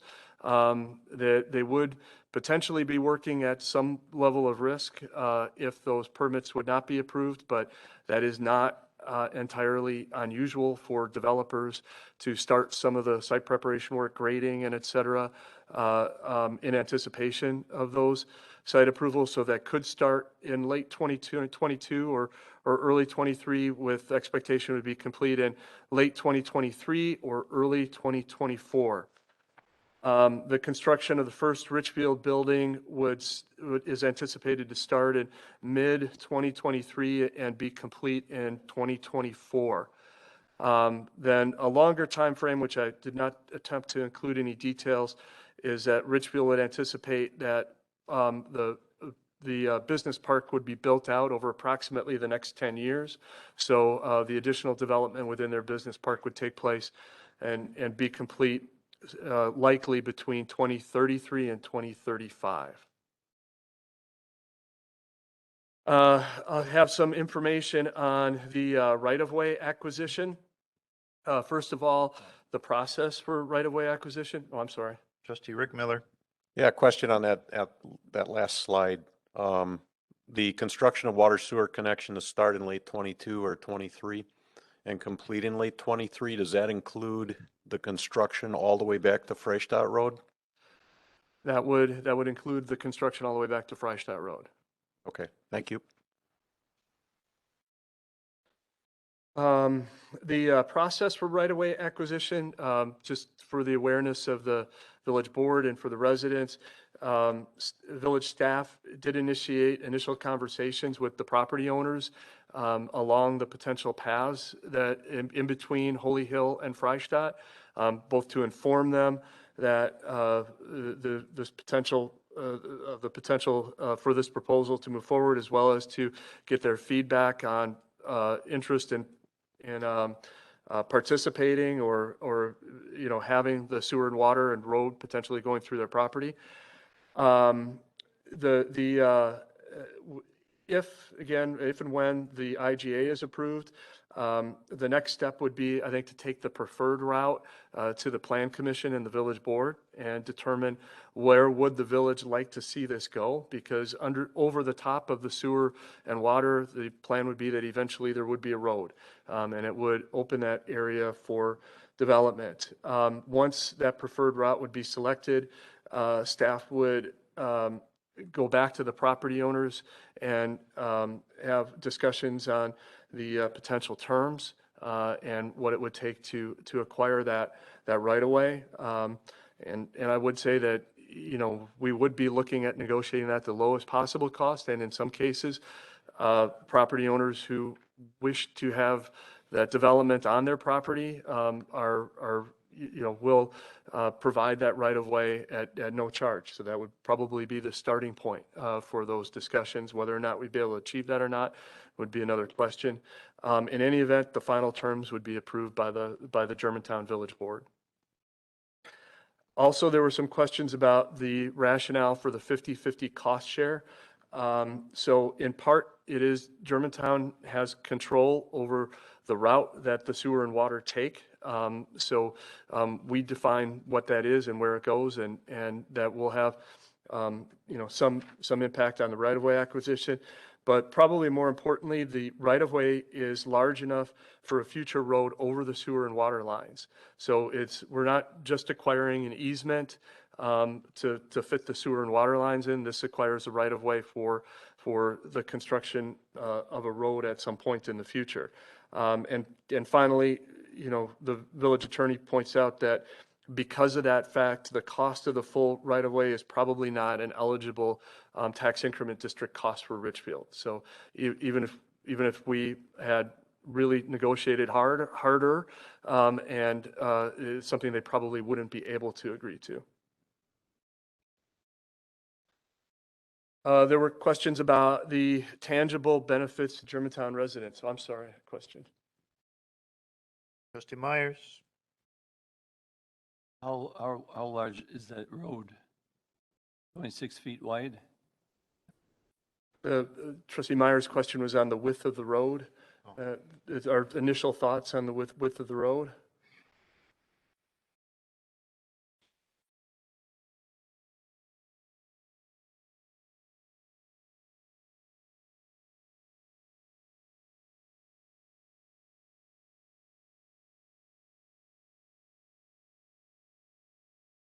Thank you, Larry.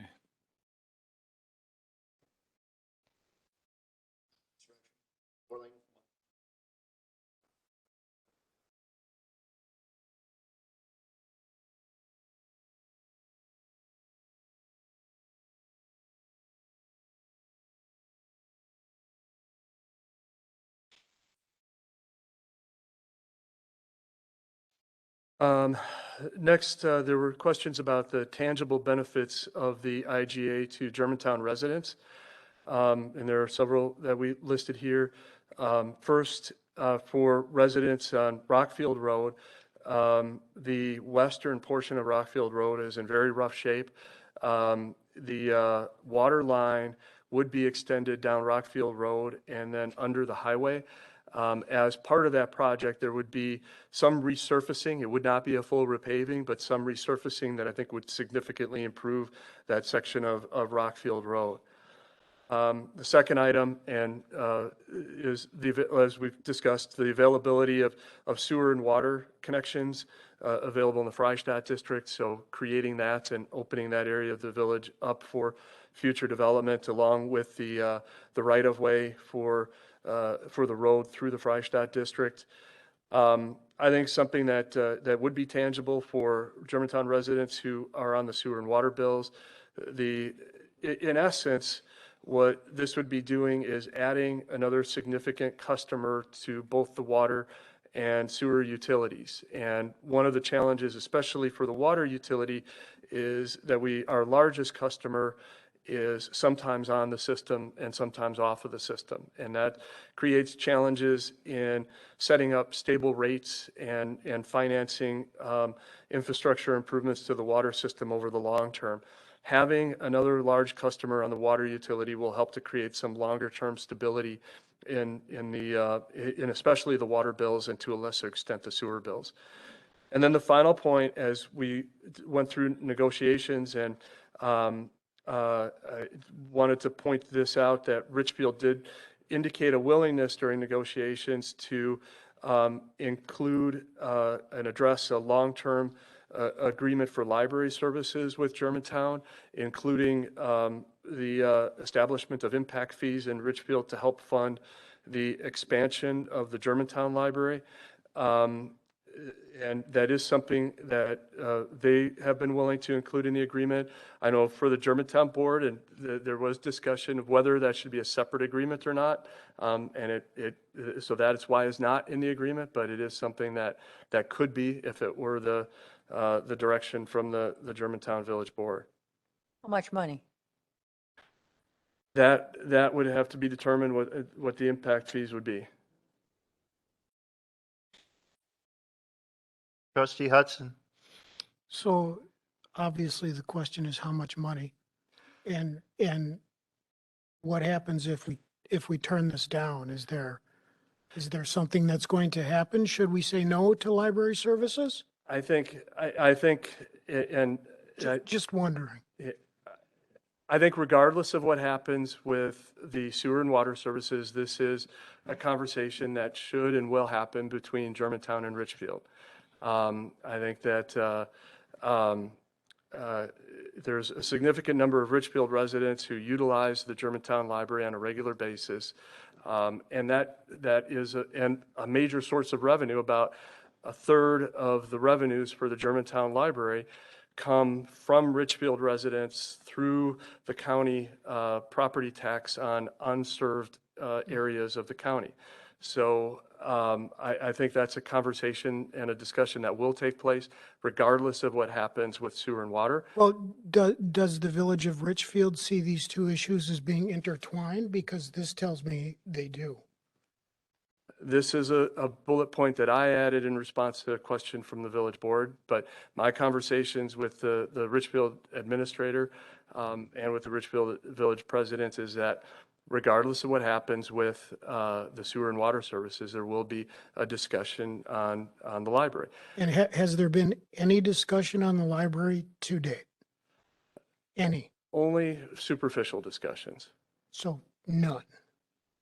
I wouldn't say none. Okay, thank you. Trustee Jan Miller.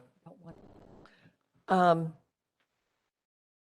on the library board, and the library agreement, I don't believe belongs in the IGA. I think it's a separate issue. We'll be happy to talk to you about that at any time. And we are providing service at this point. Thank you. Trustee Kaminsky, do you have your hand up? I did, but I'm going to withhold my comments. Okay.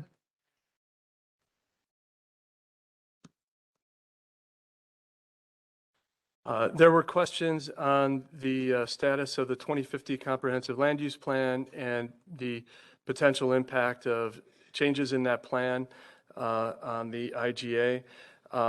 The land use plan is approximately 75% complete at this point. And talking with the community development director and understanding the feedback that has been coming from the residents through the Plan Commission is that if there are changes likely from the latest draft, it would be the Rural Preservation District being expanded to the south and to the west. That would reduce the sewer and water service area in Germantown.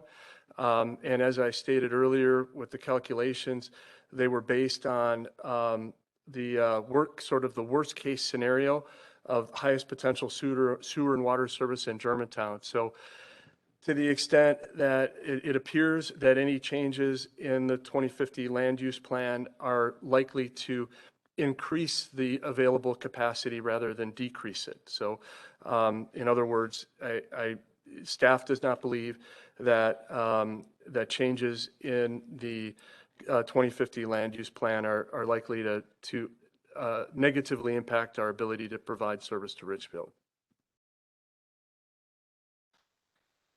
There are also some questions about traffic impact analysis. There's some of the board members who have been on the board longer may recall there was an MOU that was entered into by Richfield, Germantown, and Washington County to complete a traffic impact analysis of the Holy Hill interchange. That traffic impact analysis was completed on March 16th of 2021, and the Department of Transportation did review and contribute comments to the final report. Germantown, Richfield, and Washington County staff have had numerous meetings with DOT staff. And I know there were some residents who reached out to the DOT and heard something different. We've been working with DOT staff of the Southeast region in the Waukesha office, who is responsible for managing our area. And there may be other, I'm sure that there are others in DOT in other offices who are not aware of those meetings. And we have been planning for for various upgrades. So there were several key findings that I'm summarizing here. The traffic impact analysis found that Holy Hill needs to be widened to 4 lanes with a stoplight added at Holy Hill and Goldendale by 2035. Actually, the village is being proactive on that. Construction has started. I believe traffic was rerouted starting this afternoon, and that construction is starting and is expected to be complete later this year.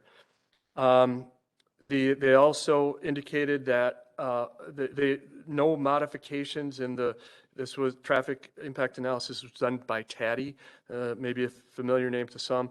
TADDY indicated that no modifications to Holy Hill interchange would be necessary until 2040. However, Department of Transportation in their long-range capital plan has included resurfacing of the Holy Hill overpass in 2024.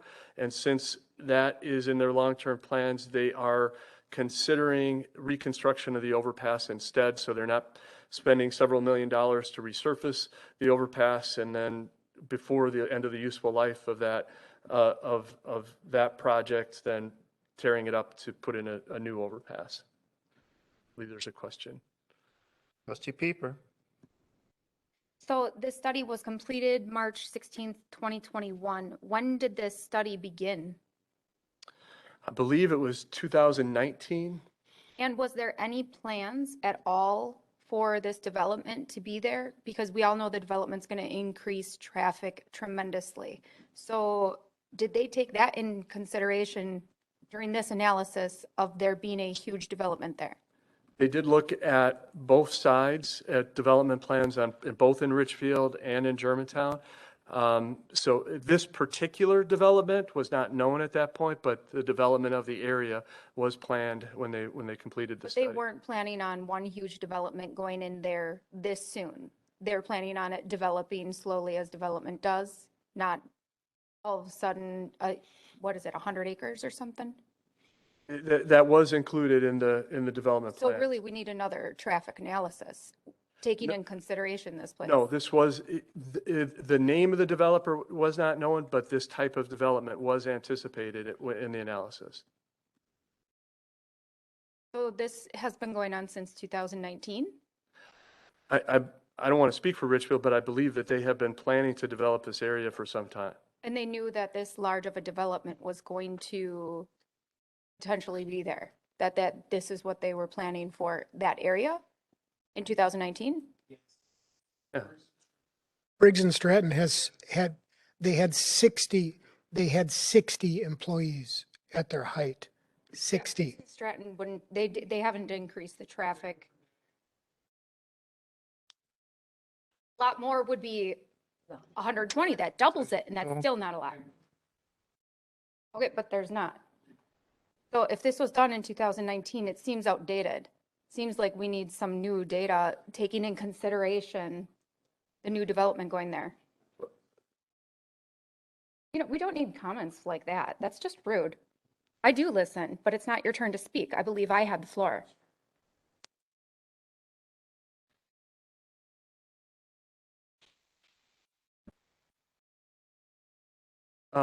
The final question related to that was, I'm sorry, Director of Public Works has another. Mr. Attach.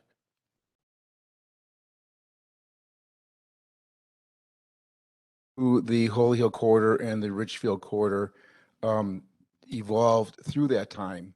And so there was consideration given to how our side would develop. And once Quick Trip came in on the other side, that triggered a lot more attention from the DOT, and they did put a lot more time into analyzing how much traffic would come out of there. And they did look at heavy truck traffic. For instance, the intersection that comes out of Quick Trip there is a traffic light intersection. And they're also looking at possibly changing the roundabout further west. So the DOT is pretty involved in the traffic analysis that was done and addresses a lot of the issues.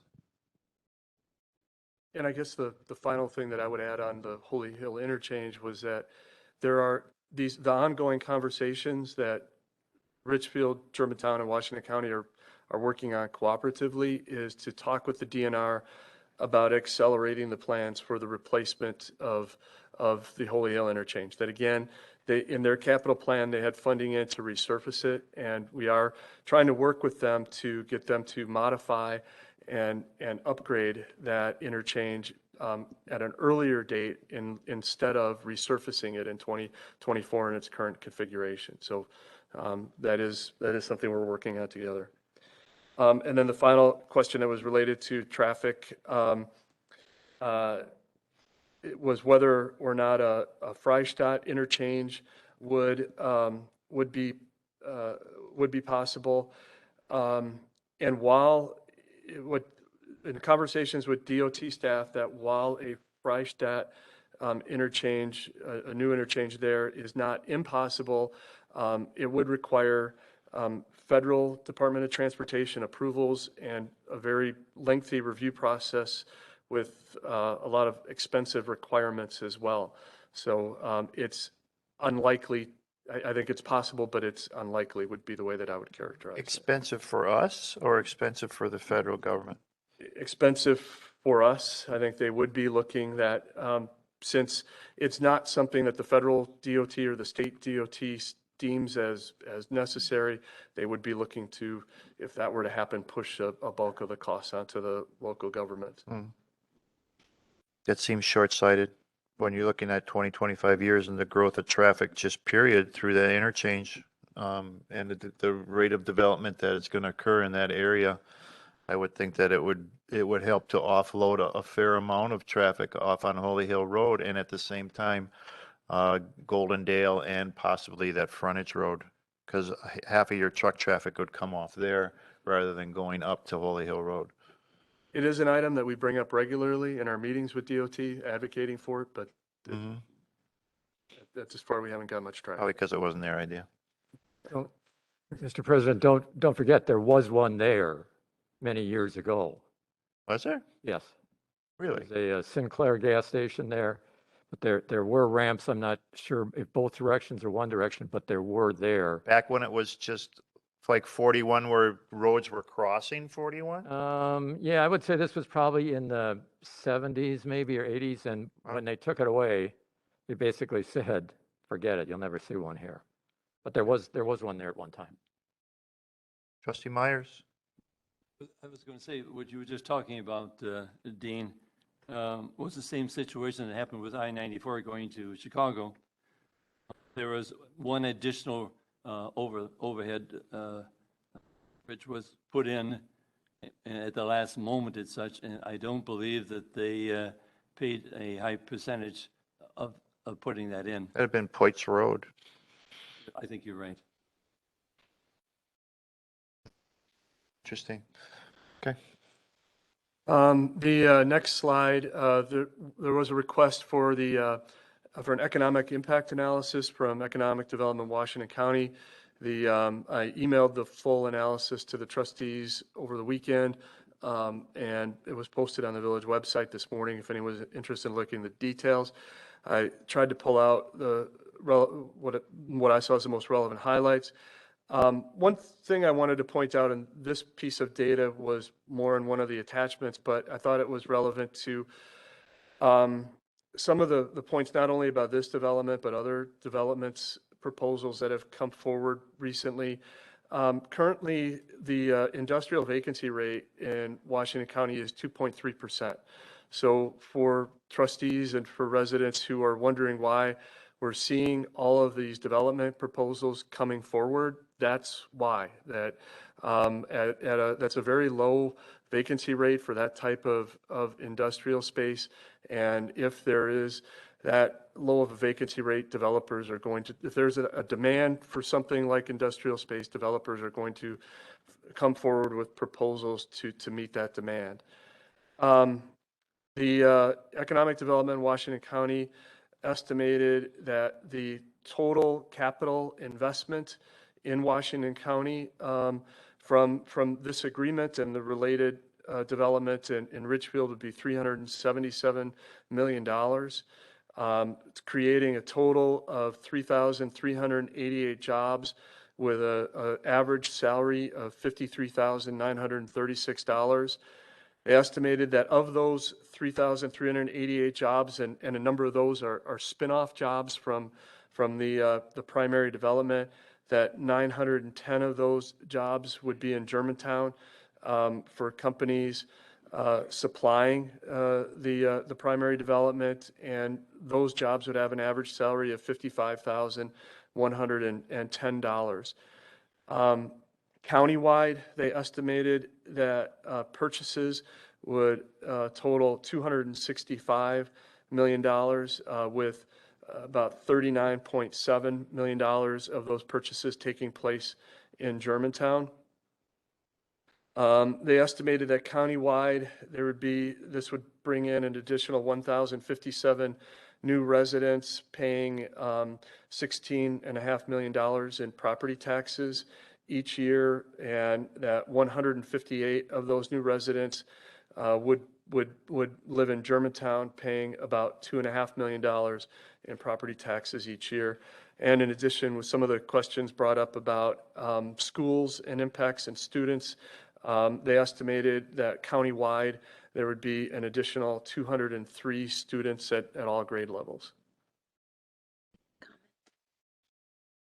Trustee Hudson. Yeah, so that's not true. According to the report, there's $2.469 million in property value, not property taxes. I'm sorry. That's a significant difference. I'm sorry. Thank you for correcting that. There's also in the report, there's the statement that this will result in a total of 9 new homes in the village of Germantown. 9. The average cost of those homes will be approximately $270,000. Washington County should see about 61 or 62 new homes in the entire county because of this. What these numbers are telling us is that there are going to be thousands and thousands of commuters on the road to this development as soon as it opens up. That's what these numbers are saying.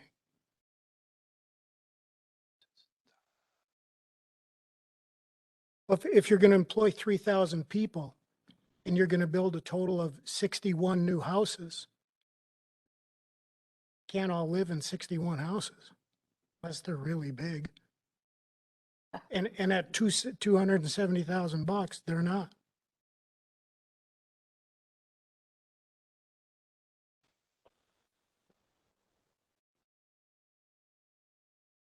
Trustee Kaminsky. Yeah, figures like this I always sit back and say, yeah, right. Sorry. Anybody can estimate anything. I've been on this board too long and gone to too many economic development surveys and presentations to know that what I'm saying is correct. I put very little confidence in any of this. I have no clue what kind of jobs those are. We have no clue of what's proposed for the other side of the interstate. So we're all just throwing darts here and saying it's going to be this great for Germantown. And even if this is correct, I see what you see. I see a lot more traffic. I see a lot more need for that $270,000 affordable housing that's got to go somewhere right around in here, because you can't buy a home for $270,000. The houses that are not extravagant, that are on Country Air Drive, we're selling for $500,000, and they are nowhere near extravagant. So what is this $270,000 home? Or do we do apartments instead? This is going to definitely, if these numbers are correct, let's start thinking about what type of housing we're going to provide and what that's going to mean to the community, if that's what we want. And this, maybe the next slide, I think here, I just would like to know how they derive these figures. I would like to really go into their analysis. Like, where do these numbers come from? Because I don't really feel that we saw that in either the more extended report or this.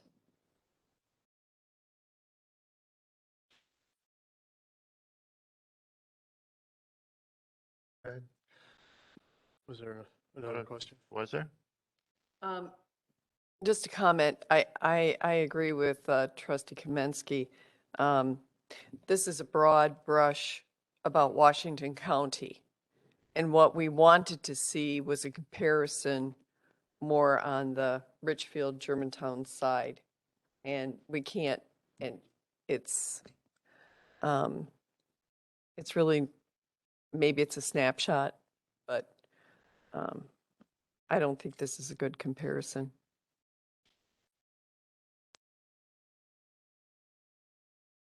Okay, the next set of questions were related to potential for Richfield and Germantown competition. I included several statements here to try to explain the potential for that. The Richfield Business Park has capacity for 3 million square feet. It's currently under contract for a single developer, Hillwood Development, who we've heard about. The remaining land within the service area in Richfield, but outside of the business park, is available for development as small scale industrial, single family, and interchange commercial. So that's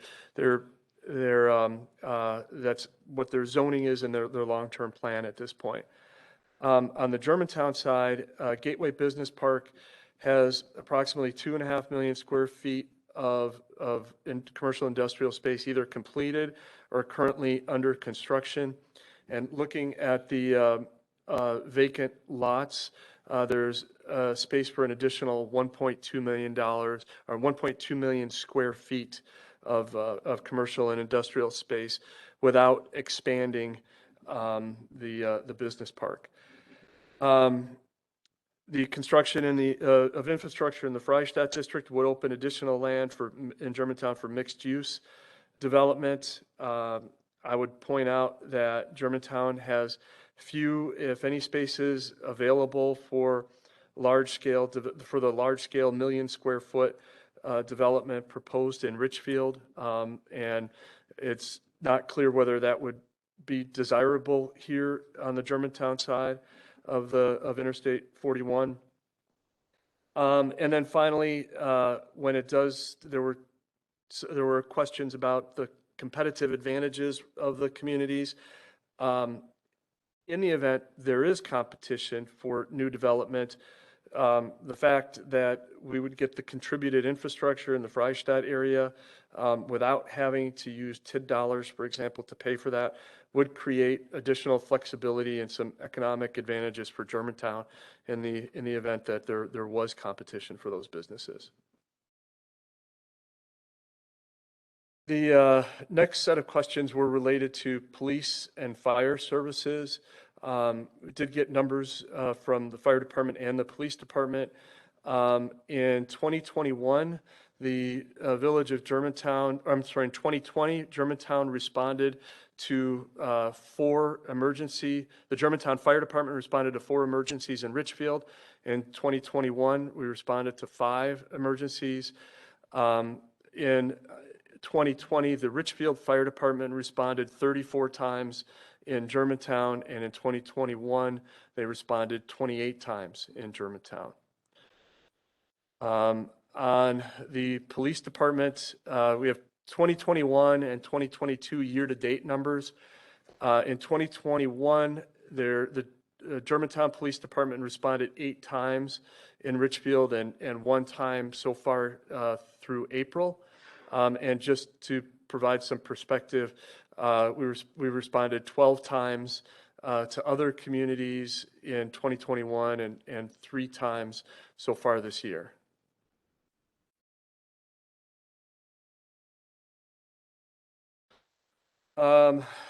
There were some specific questions about Richfield that I tried to address on this slide. I did discuss these, go through these with the village administrator from Richfield. What other communities does Richfield discuss sewer and water with? They have had conversations with Jackson. What was the estimated cost for Richfield to install their own sewer and water? And we have shared the information from the report that Richfield had done several years ago. It would cost approximately $40 million for them to construct their own sewer and water systems. Has Richfield ever done a study on impacts sewer and water would have on environment, wetlands, native plants, and animals? They did complete a wetland delineation as required by the DNR for the property under consideration for development. Did they ever complete a hydrology study to assess whether they could put in their own sewer and water? And they felt it didn't make financial sense for the limited area that was under development. And there were a number of questions about referendums in Richfield, and Richfield has not put the question of sewer and water service on a referendum to their residents, and they do not currently have any plans to do so. And then could Richfield get ARPA funds from Washington County, who contributed $125,000 to increase the height of the Rockfield Tower? And while sewer and water expansion are eligible expenses for ARPA funds, Washington County has not set aside any additional ARPA funds for sewer and water expansion. And I have not heard from the county that they are planning to do so. There were some questions related to the role, Washington County's role. Similar to the question addressed to Richfield, would Washington County provide funding other than the $125,000 they contributed to increase the height of the tower on Rockfield Road? And they have not set aside any additional funds for sewer and water service. Washington County is not a party to this IGA and does not have a role in the IGA. Is Washington County providing any funding to Richfield or Germantown? Washington County did contribute to the increased height of the Rockfield Water Tower, and they did contribute to the traffic impact analysis that we've discussed earlier. And then the final slide, there were questions about if this would be approved, what would be mechanisms for monitoring and reporting. And again, this is the final, this would be determined by this village board. But what staff would suggest is that during the construction of the connections, the Public Works Director could provide a quarterly report on planning, design, and construction to the Public Works and Highway Committee until project completion.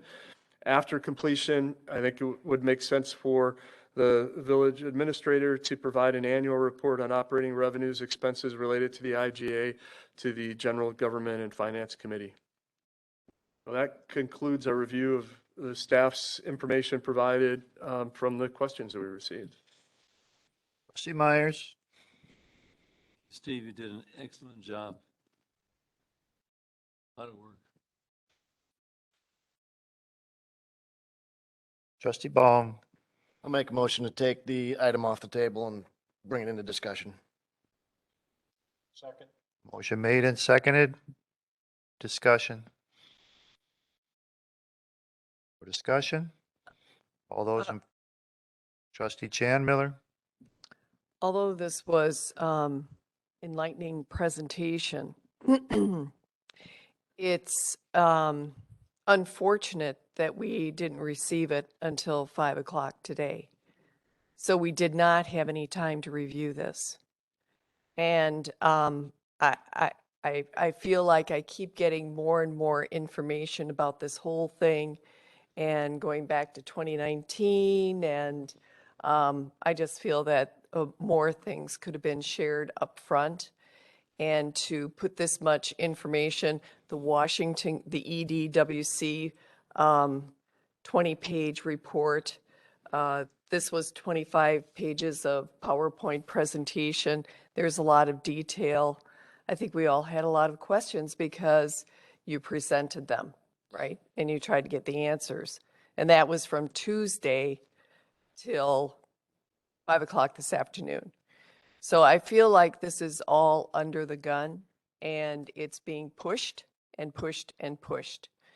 And quite frankly, I'm trying to absorb it all and put it in a timeline that makes sense and they get a permit and they can start digging right away. That doesn't make any sense to me, but maybe those are the rules. So, yeah, I think it's too much information, too late, and I think we should, Some of this was shared throughout other presentations and through other meetings, and it was just a repeat.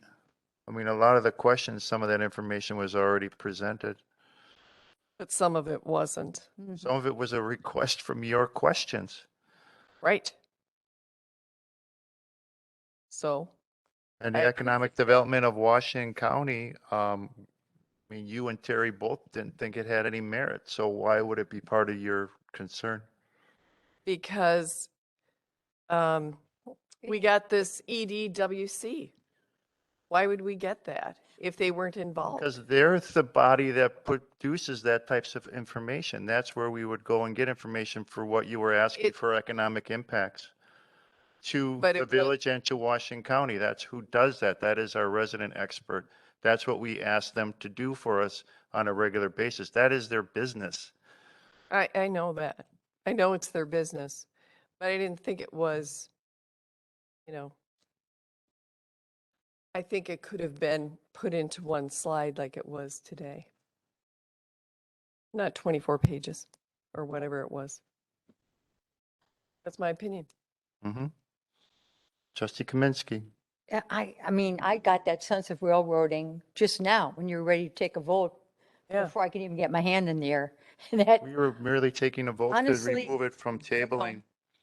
I know, I didn't see your hand, so for that I but apologize. it's sort of like, I do feel like we're really pushing this fast for some reason. I mean, to be able to work all day, then to see what came in 2 hours, in the afternoon. I got home from work early so I can review some of it.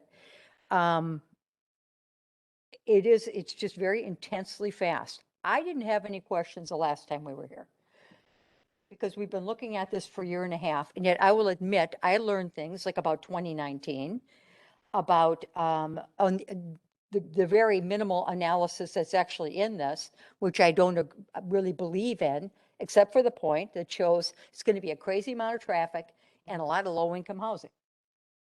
I mean, if we're talking Amazon-type workers, you're talking to an average worker that's making $34,000 a year. And if you want to look at how many jobs are available like that, and we're seeing they're looking for 142 people right now. And where are these people going to live? The average wage that was Where's- estimated by economic development was 50,000. That's totally, you look at what these jobs are going for, go to any website and you will see that that is totally inflated. There are not that many managers. But I mean, these are the things that just, these surprises keep popping up. And then in the analysis, some of the numbers are just totally wrong. I am just befuddled as to why we're pushing this so fast, once again, before the 2040 plan is in place. Once again, before we have all the answers. And I think one thing we did here tonight is that there was more pushback from the audience, from our constituents. That's our audience. Same people. No, not all the same people. And I don't know who's talked to people like in your neighborhood where I'm not directly affected by this. This is not the place I represent, is this area. But even they're pushing back, like I said last time. Like, what is going on with Germantown and this development thing right now? Where we're just like, let's cover the ground, let's get things going, let's get more shovels out quick before we go into a recession. I still am against this, and I'm against it for all the reasons I gave last time. And I think this is something, and I'm normally not a person that is going to go out there and say, hey, let's see what the community thinks about this, and let's put it to the vote of the people. But in this case, I would. This is big enough that this could, you say that, oh, we're going to regret it if we don't do this. I say we're going to regret this if we do this without the right support and knowledge from everybody that lives in this community. This is going to affect everybody, not just people living with their wells within a mile-long radius. This is going to affect everybody in this community if a huge, like Amazon-type thing comes in across the street. And I think we all should have some input on that. That's just my opinion. Now, let somebody else talk. Further discussion on the motion to remove the tabling. Trustee Jan Miller. I agree with Terry. We've got, everybody keeps talking about the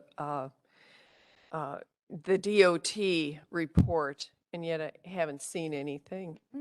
And when we say that it's not going to just affect Germantown and Richfield, it's going to affect all the commuters on this side of the corridor, 41, 45. Everybody going north, everybody going south. Those are people that are maybe working here, maybe working south, maybe working north. It could be just the regular truck traffic. And I have traveled all my life and dodged 18-wheelers, and it's not that much fun. So if we don't have a clear understanding of what they're going to be widening and what is going in the other, on the Richfield side, and all I heard, I could be wrong, is it's not Amazon. Well, if we don't know what it is, then we don't know what it is. So I'm not for this. I still feel that we do have to listen to our constituents, and they're not necessarily in my territory, but they are taxpayers. And what is the economic impact on everybody and the stress level? And I'm really concerned about that as far as level of what? traffic. And I'm concerned about the stress level on our resources, because it starts small and then all of a sudden it absorbs a person, and then you have to hire people. And you can contract it out. I know what you're going to say. No, that's not what I'm going to say. Well, that's one of the things you might have said. But anyway, you can contract, but it's still, you're still competing with, everybody says, oh, it's hard to get an engineer these days. Well, The IGA limits the amount of gallons that are of water that are put across, correct? It's limited to a max amount, Yes, that's correct. and the IGA limits the amount of sewer that can come back. Yes. Your revenues versus expenditures was based off a minimum and maximum of that IGA as it's written?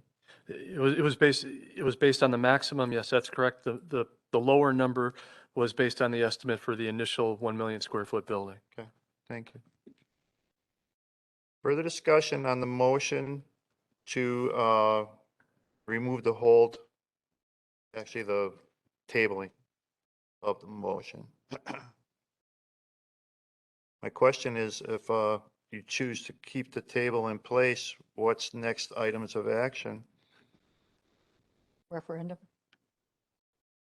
You need to remove the table in order to propose that as an option. Trustee Hudson, They've already answered. further discussion? Everybody get a chance? Roll call vote. Trustee Baum. Aye. Trustee Rick Miller. Aye. Trustee Hudson. Nay. Trustee Kaminsky. Trustee Jan Miller. nay. Trustee Myers. Aye. Trustee Nightrider. Aye. Trustee Pieper. No. President Walter. Aye. 5-4. Village Attorney, can you explain to us one more time where we are in regards to the removal of the tabling and where we stand with the motion? Sure. So with the item untabled, you go back to the motion that was presently on the floor, which I'd have to either go back and look at myself, or Madam Clerk may have it handy as well. And then obviously, as we've discussed previously, once you have a motion on the floor, you can do whatever you want with it from there. As the tabling has been removed, does that places the motion on the floor, correct? Correct. Thank you. One moment, please. Going back to April 4th. Sounds right. April 4th is where I'm going back to. Motion by trustee Baum, second by Rick Miller, trustee Rick Miller, to approve the intergovernmental agreement with the Village of Richfield for sewer and water services. That was the original motion from, There's an amendment to it. I see. I just want to make sure you're not going to put it to a vote before calling on me. and then there was an amendment motion by trustee Myers, second by trustee Nightrider, to allocate 100,000 of reserves to cover the residential well of the areas impacted. That was voted on, yes. Carried 6-3. That's where it stands. Okay, does everybody understand where the motion is? Yes? Trustee Pieper. I'd like to make a motion to amend. And I would like it to include this only passes once it passes a referendum in the Village of Germantown. Say that again, please. Attorney Sajak, would you mind helping me out with my motion to amend? How can I properly state it that I would like it to go to a referendum to only be approved if it's passed a referendum in our village? I think you just said it. Okay, so let me understand this. You're saying that if the IGA passes, that it should go to a referendum on which date? No. Just wondering. We don't need to get dates set right now. I don't, Yeah, I yeah, don't feel yeah, like yeah. Yes, yeah. you would. November. November. The primary for gubernatorial is August 9th, No, I'd like it November. No. November 8th. That is your motion? That is my motion, and that no matter what the vote is tonight with the village board, is this my understanding, Attorney Sajak, that while it may not be binding or non-binding, whatever it may be, that it'll still go to a referendum? Based on the motion as you have stated it, it would pass only if the referendum also passes. Thank you. Second. That is our motion to amend. Go out of turn again. And we have a second discussion on the motion to amend. Trustee Rick Miller. How can that be if it's a non-binding referendum? We agreed as a board to We'd have abide to by the agree as a result. board to follow the referendum. Right. Correct. Right. You could, in the alternative, just say, we would like a referendum to see what the community says, and then revisit the discussion at that point once that was done. But effectively, you are agreeing in advance to abide by the determination of that referendum. Further discussion. Trustee Kaminsky. How can we be afraid of that as a board? It's the right answer. That's my look at this, is that how can we be afraid of that? How can we take that away from constituents we represent? How does that? Obviously, over the past year and a half, we have been looking at this issue, and we all admit there's some things that just resurfaced tonight. I think people do need to get some education on this, and it's up to us as a board to educate them and let them know that this is their choice, not just the choice of 9 people. It's too big of an issue for that. I think we've proven that over the last year and a half on this board. With the many sessions we've had, now we've wrangled with this. I think it's only fair to allow them to have their input and to make it binding. Well, I know. legally it's not binding, but you're abiding by it based on the approval of the motion. A question. Why are you pushing it out till November 9th when it could happen on August 9th or November 8th? Why is your choice November? If Richfield would like to pay for a special election, so be it. They It's can. not special election. That's the gubernatorial primary. I would like it because on the presidential or for the presidential election or the primary, more people will be out.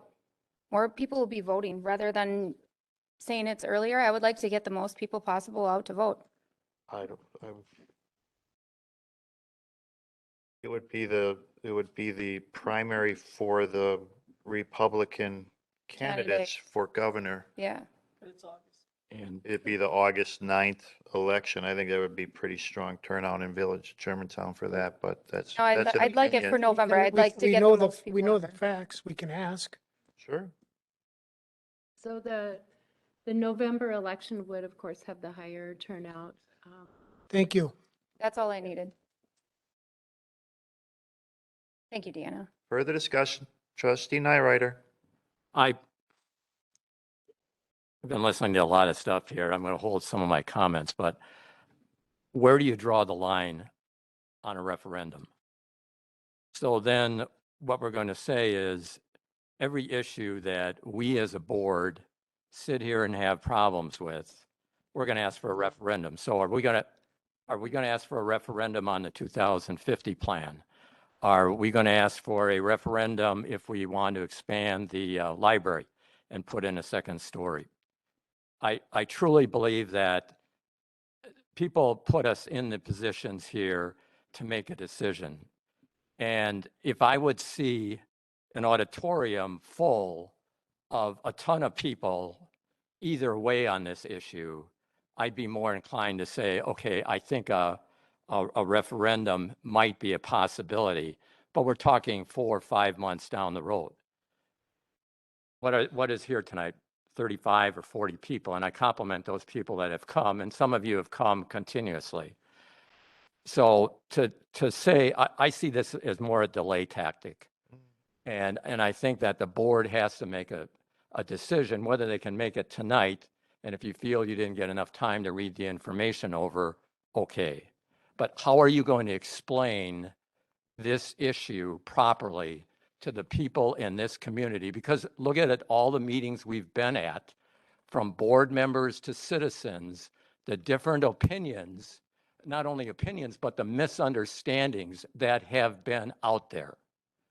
So how are you going to get the community in that time well-versed on a subject so that they can vote on it? I see this as just a delay tactic. Further discussion, trustee Hudson. So to answer your question, expanding the library or not expanding the library it's a 5 or 10 year decision that goes away when we decide to build a new library. This is not that. This is a forever decision, right? Once we start selling water and sewer to the village of Richfield, we can never undo it. We don't get to build this a second time. This will forever change the future of Germantown in a way that an expansion of the library won't. That's the difference. Trustee Pieper. Richfield has it in place right now that if water and sewer goes out there and they want to expand past the 175, that it's going to go to an automatic referendum. If they have it in place, why can't we?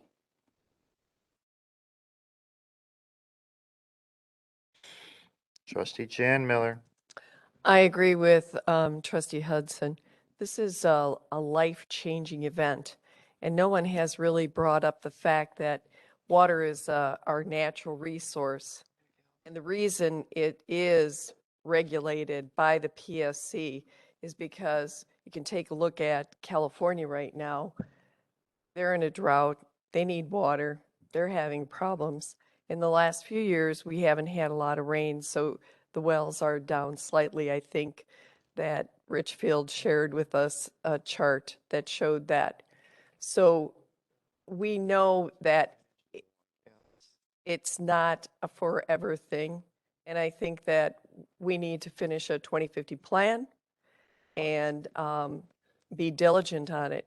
Have a plan, make a plan, and don't give up our natural resources. How does the 2050 plan play into this?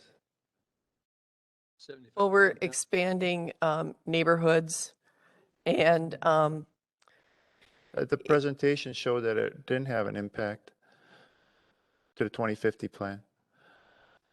well, it's not complete, President Walter. It's perhaps 75%. Perhaps How is that's Richfield's development part of our plan? because we share an exit. We're neighbors.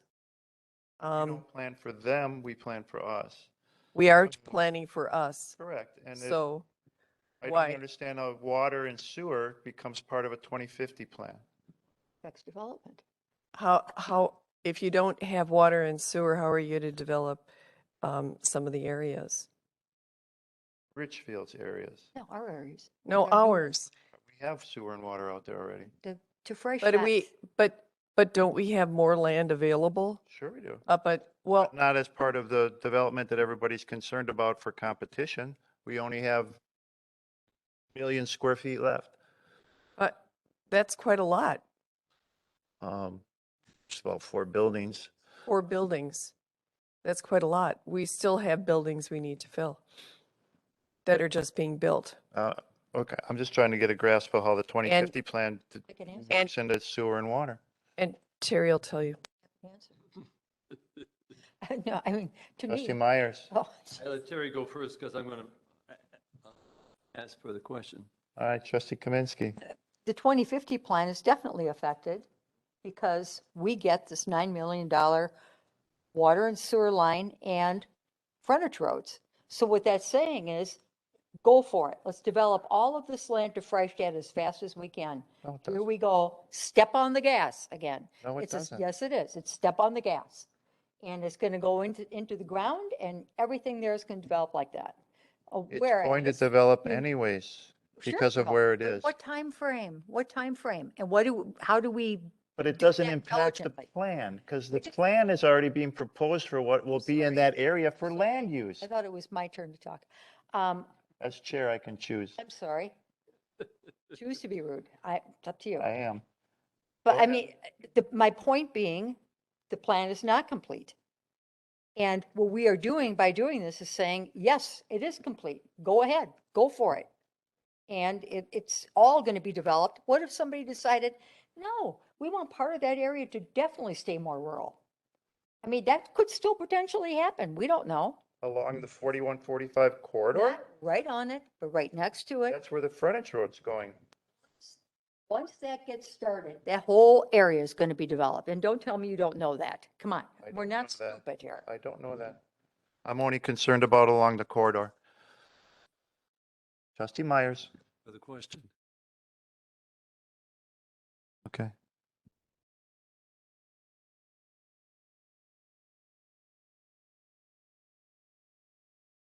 Second.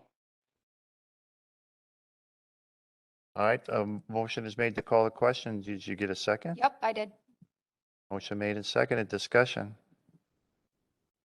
There's no discussion allowed. All in Call favor, question. please say aye. To terminate debate and to have a vote on the motion as it stands, which would be the Right. motion to amend the thing referendum. to require a referendum.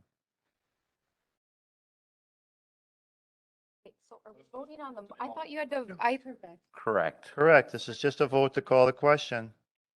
All in favor? I, Opposed? Aye. Opposed, raise your hands. 3 opposed. Roll call vote. Can we repeat the motion as it stands, just to be sure if we're voting yes? So I To have, send this to a, Repeat your motion? well, I want to just make sure, Attorney Sajak, if we vote yes, then that is voting. So the motion, as I understand it, will be that it is a motion to approve the IGA as presented with the amendment to include $100,000 of our reserves as part of the escrow and accepting the additional 50 from Richfield. Additional 50, so a total of $200,000 in the escrow, subject to an approval by referendum on the November 8th election day. This is a motion to amend. Correct. Right now, we're not voting on that. Oh, you're voting on the motion to amend to make that the motion. Did we have a vote on on? Yes, we had a voice count, 6-3. Thank you. Roll call. Trustee Peeper? Yes. Trustee Kaminsky? Trustee Baum? Trustee Hudson? Aye. Trustee Jan Miller? Aye. Trustee Rick Miller? Nay. Trustee Myers? Nay. Trustee Knight Rider? Nay. President Walter? Nay. Back to the motion. Further discussion? We've had enough. You can always go back and try to table it.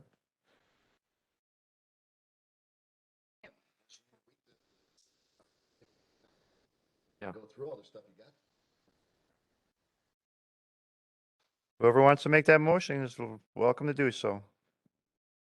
Need a motion to amend in order for that to occur. Might be surprised. I'll make that motion. Second. To table it until the next village board meeting so that everyone can have the opportunity to look at the information as presented. Look at the information, yes. Motion made and seconded. Discussion. Trustee Narrator. Is there any other information then that anybody's missing that we Well, need? All right, Yeah. no more, I mean, you're Oh, gonna have next- in 2 additional weeks, questions? Is Well, there anything else missing? so part of the problem that we have had with this entire process is it's continually shooting at a moving target. Tonight, for the first time, we're presented that there's now a library component to this. And it, Steve said that. It's been discussed. So this is the first time we've heard of it was tonight. No, I don't think so. No, that's, No, that's not true. That was a discussion that was actually had at the time of the original public information session. The feedback that we got at that point was that we didn't want to confuse this agreement with other agreements. And why was it on the presentation tonight? I put it in the presentation because I was trying to be comprehensive with everything that we could, that we had talked about, that there was nothing left out from those conversations and discussions. Is the library part of this or is the library not part of it? Library is not part of it as it stands. Certainly, you can choose to At it. direct otherwise, but the direction that we had received up to this point was that we didn't want to conflate those two items. Further discussion on the motion to table until the next village board meeting, giving everybody opportunity to look at the information as presented. Trustee Rick Miller. We just went through 3 hours of discussion and presentation, and I agree, Steve, you did a fantastic job on all the questions, and there was a lot. And this was probably the first time that we've had the full discussion and the full answers on it. So, you know, that's why I reconsidered it. That's why I'm glad that we had this conversation. I'm not ready to table it again. I've got my questions answered. I'm ready to move forward with it. Further discussion. Trustee Peeper. I just want to say how disappointed I am with my fellow trustees that didn't send this to a referendum. You know that your constituents, they are all, not, I can't say 100%, but the vast majority of your constituents, your voters, they don't want this. You represent them and they don't want it. I am extremely disappointed. What is? Discussion correlates to putting it to table it, not to the last motion. Further discussion. Trustee Jan Miller. I have a question. Yes. Is there any opportunity to amend the motion? Yeah, next time it's brought up at the village, you could bring it back for a referendum and maybe the one person would change their mind. You don't know. You're basically tabling it to the where it stands currently with the motion, and then you would be picking it back up at the same place. So those amendments can be made again, or any amendment can be made again at that next meeting once everybody has the opportunity to go through and digest the information that they've been presented. Yeah, it's wide open. So it has that opportunity to be not only proposed again, but to be voted on again. Further discussion? No further discussion? Roll call vote, please. Trustee Hudson, Aye. trustee Jan Miller, Aye. trustee Baum, trustee Kaminsky, trustee Rick Miller, Nay. trustee Myers, Nay. trustee Nightrider, Nay. trustee Pieper, Aye. President Walter. Aye. Motion carries to postpone to the next meeting. Okay. Ready for new business? We have new business. I think we'll start with new business. Item A, Faith Lutheran, Faith Lutheran temporary Class B wine license spaghetti dinner on May 22nd, located at West 174-2 North 1187 Division Road. Motion to approve new business item A. Second. Motion made and seconded. Discussion. All those in favor, please say aye. Aye. Opposed? Not opposed. Motion carries. Next item is new business item B, Hofstrasse and Friedenfeld Baseball infield landscaping by Total Lawn Care in an amount not to exceed $34,640. Approve new business item B. Motion made and seconded. Discussion. Discussion. Trustee Baum. With the activity happening with the recycling center and potential restructuring of what we're doing there, I would prefer not to spend any money on Hofstraw Park right now until we understand what we're going to do in this area. It may be money that's thrown away in time. This is just for maintenance. Well, Weeds. I'm bringing the whole thing up because it all goes back to this. And do I maintain it? Do I tear it down? What do I do? They cut it too, right? You still gotta maintain They it. cut it. I'm talking about all the different items that are coming up after this. Oh, but Oh. this one's okay.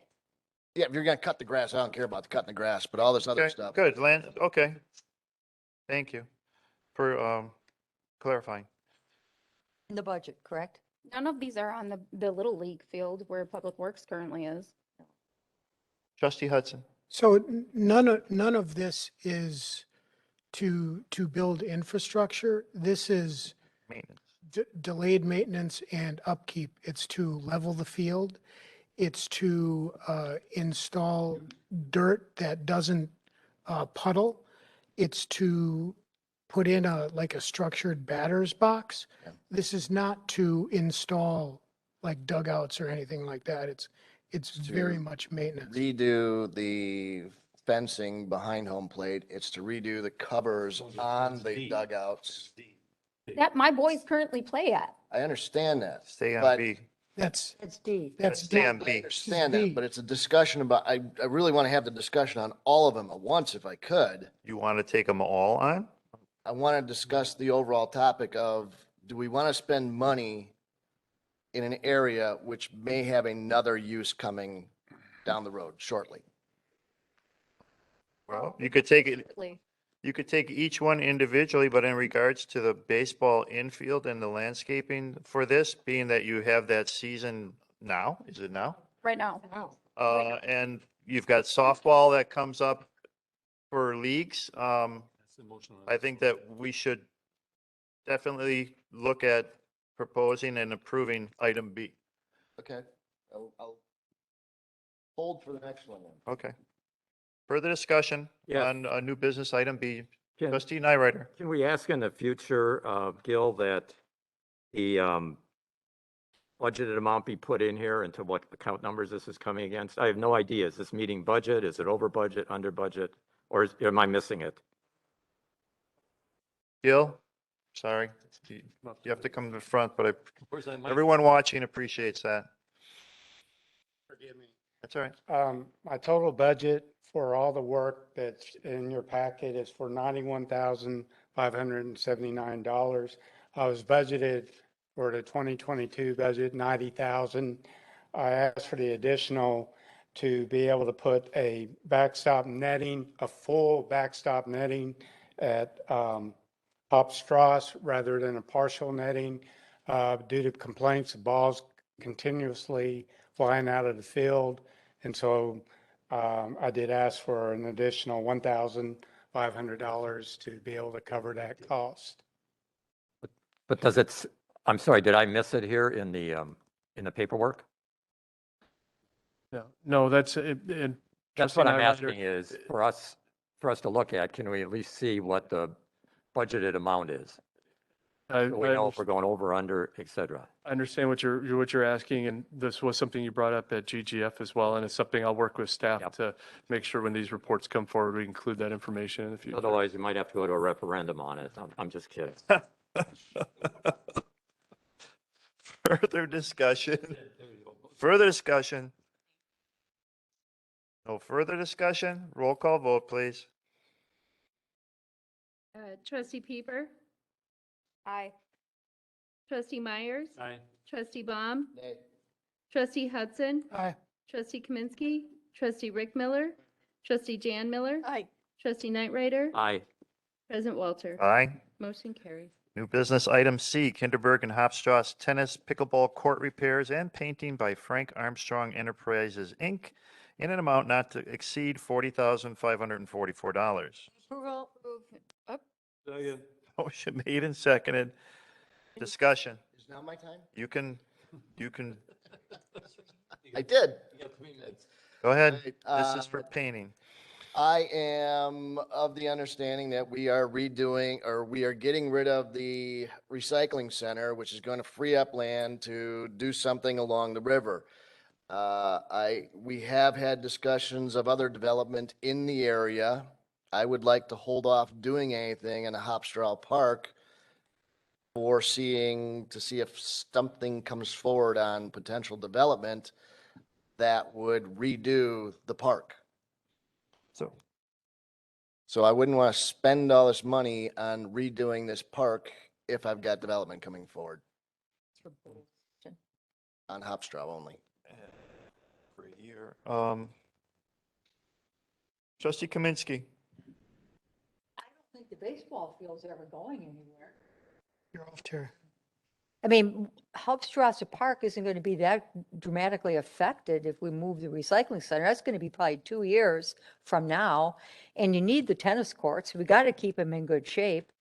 And if nothing else, it might end up being another ball field in there. This is for both parks, Kinderberg and Hopstrasse. I see that. Well, Yeah. Kinderberg's not going anywhere. Kinderberg, I don't have a problem with. The Hauptstrasse Park isn't going anywhere. If anything, it'll get bigger. Sir, all the work I'm asking for Hopstrasse comes to $649. Where's the? Most of that's going to Kinderberg. Whoops. What do you got against Kinderberg Park there, Dave? It is. No, it's- yes, it is. Okay.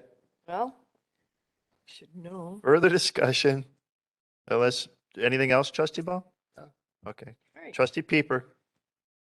I missed my son's baseball game tonight at Hauptstrasse because I was here I was being very disappointed. But anyways, that's the point. Yes. My son has now had 3 games at Hauptstrasse. Yes. So foregoing any funds that need to be done to that field for repairs, even if it gets us through the next 2 years, it's needed. Those fields are used almost every day during baseball season, This one, and they need help. that one we approved. This one's for tennis and pickleball courts. Further discussion? Roll call vote. Trustee Pieper? Aye. Trustee Kaminsky? Trustee Baum? Hey. Trustee Hudson? Aye. Trustee Rick Miller? Aye. Trustee Jan Miller? Aye. Trustee Myers? Aye. Trustee Knight Rider? Aye. President Walter? Aye. Motion carries. Next item under new business is item D, backstop and fencing proposal, Hofstrasse and Kinderberg Parks by Northway Fence in an amount not to exceed $16,395. Approve new business, item D. Second. Motion made and seconded. Discussion. Trustee Ball? I said my piece. I'm going to vote no again. What's the split on this one, Gil? Well, in the Hofstrasse baseball, for the full netting is $10,200. For the partial netting, which covers half of it, it would be $8,200. So I'm requesting to go ahead with the full netting for the additional $2,000. D, that's fencing. Backstop and fencing. And, the fencing part, forgive me. Down first and third base side, at Hofstrasse, a lot of the posts are coming out of the ground, they're crooked. And so they'll come in there and they'll repair that. And along that line, they don't have any kind of a dugout structure. And there's a structure behind the fencing that they can come in and add mesh netting as well to that. And so this will create a dugout structure as well as repair the first and third base fence line, and then create part of that fencing will go for the backstop area for the netting. Further discussion? Question, what is our timeline for completion of the Public Works building? What year? Expected that we would be moving into the facility in 2024. Okay, so this goes into 2023 where this would also be used and not have any possibility of changing based on Trustee Baum's input. It'd be a whole nother full year of use. At least, it'd be more. Well, Baseball more, says right, but to I'm be saying open in 2024. before anything else is either considered or proposed for this park. That's 3 years. Further discussion? Roll call vote, please. Trustee Aye. Keeper, Trustee Kaminsky, Trustee Baum, Hey. Trustee Hudson, Aye. Trustee Rick Miller, Trustee Jan Miller, Aye. Trustee Myers, Aye. Trustee Nightrider, Aye. President Walter. Aye. Motion carries. Okay. Thanks, Gil. Thank you. Next item under new business is new business item E, Resolution 19-2022, a resolution accepting a road reservation along the public right-of-way from Century Road and Lovers Lane. Motion to approve new business, item E. Motion made and seconded. Discussion on the motion to approve. Trustee Myers. Larry, can you explain to me road reservation, please? Effectively, I'll save you the trouble. Effectively, road reservation is an area that is identified on a plat or a CSM that's indicated that it's intended to be used for right-of-way purposes, but it's not formally dedicated as such. It's a kind of old term. In modern parlance, anytime a reservation or a dedication shows up on a plat or a CSM, when the board approves it, that dedication is approved. That didn't used to be the case as we go back in history, so we have to just formally accept that reservation before we can put it to use. Thank you. Further discussion? No further discussion? All those in favor, please say aye. Aye. Opposed? Opposed? Motion carries. Next item under new business is item F, Resolution 2022, a resolution accepting, what did I just say? Oh, a road reservation along the public right-of-way on the Diner property. Motion made and seconded. Discussion. All those in favor, please say aye. Aye. Opposed? None opposed? Motion carries. Next item under new business is bond sale results. Administrator Krecklow. Just very briefly, and I wanted to make this a formal item on the agenda because the way we handled our bond sale this year was different than had been done in the past. We used a parameter sale, which, so the bond sale actually took place Wednesday and Thursday last week. It was the first time I've ever been involved with a parameter sale, and it went very well. We had 4 different issuances. General obligation issuance that we got a rate of 3.01, taxable issuance at a rate of 3.30, some water revenue bonds at 3.26%, and some note anticipation notes at 3.5%. We received more bids from underwriters than what I've been hearing from my colleagues on traditional bond sale processes. So, and given that today the federal 10-year treasuries were went over 3%, the interest rates we got were really outstanding. So, I just wanted to pass that on to the village board. I thought it was very successful and a good process. Well, there's 4 issuances. I know Baird won 2 of them. I have the documents here. I can look that up. But Baird won 2 of them. Take me just a moment on them. Yeah, Baird won the general obligation bonds.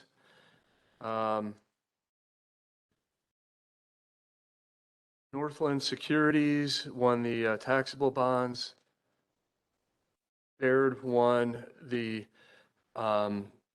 water revenue bonds, and Northland Securities won the note anticipation notes.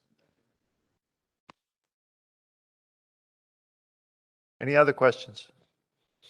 Wasn't there a consideration that they were considering on changing our bond rating to a higher amount, and we felt that it would be best kept where it is so that when we look to borrow money for public works, they don't downgrade it on us?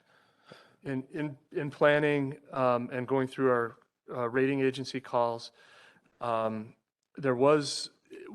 are on the cusp of being able to push to get upgraded from a AA2 to the next step. Talking a little bit more with our financial advisor, the risk would be if you get upgraded, there's kind of a period where they're looking at you for potential downgrades. And with the public works building and the police department, the concern was if we push to try to get an upgrade, we might get it, but then they might downgrade us when we issue some of this additional debt, and it would be better for the village to be stable where we are rather than have a little bit of an up and a down. So, but overall, the bond rating agencies, I think, are, well, the one, we only go through Moody's, but Moody's was very pleased with the financial direction of the village. I know that residents don't always like this, but the rating agencies like to see like growth and increase in revenues. It helps to, maintain financial stability, but overall, we get good feedback from the rating agency. Sure, Trustee Myers.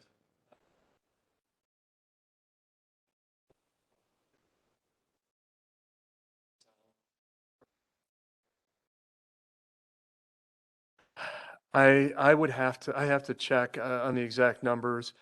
I do know that going through the information from Ehlers, even though the amount of debt is going up, we're staying pretty level on our debt as a percentage of equalized value, which is one of the key measures. So we're borrowing a little bit more money, we're building infrastructure, but our equalized values are going up. So that's a ratio that's important to the rating agencies.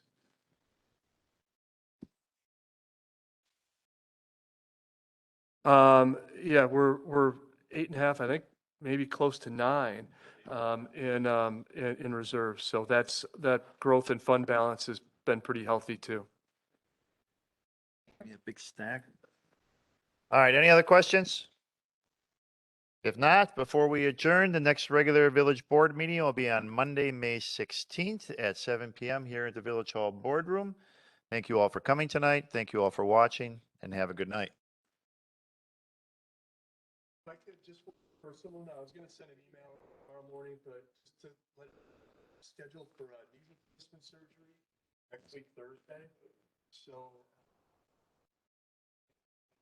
for a couple of weeks, back on it's working. Will you be back for the next village board meeting? No. It's 3 days after my knee replacement. I don't care about that. Will you be back? If we have to take the abuse, you have to take the abuse. Heavily medicated.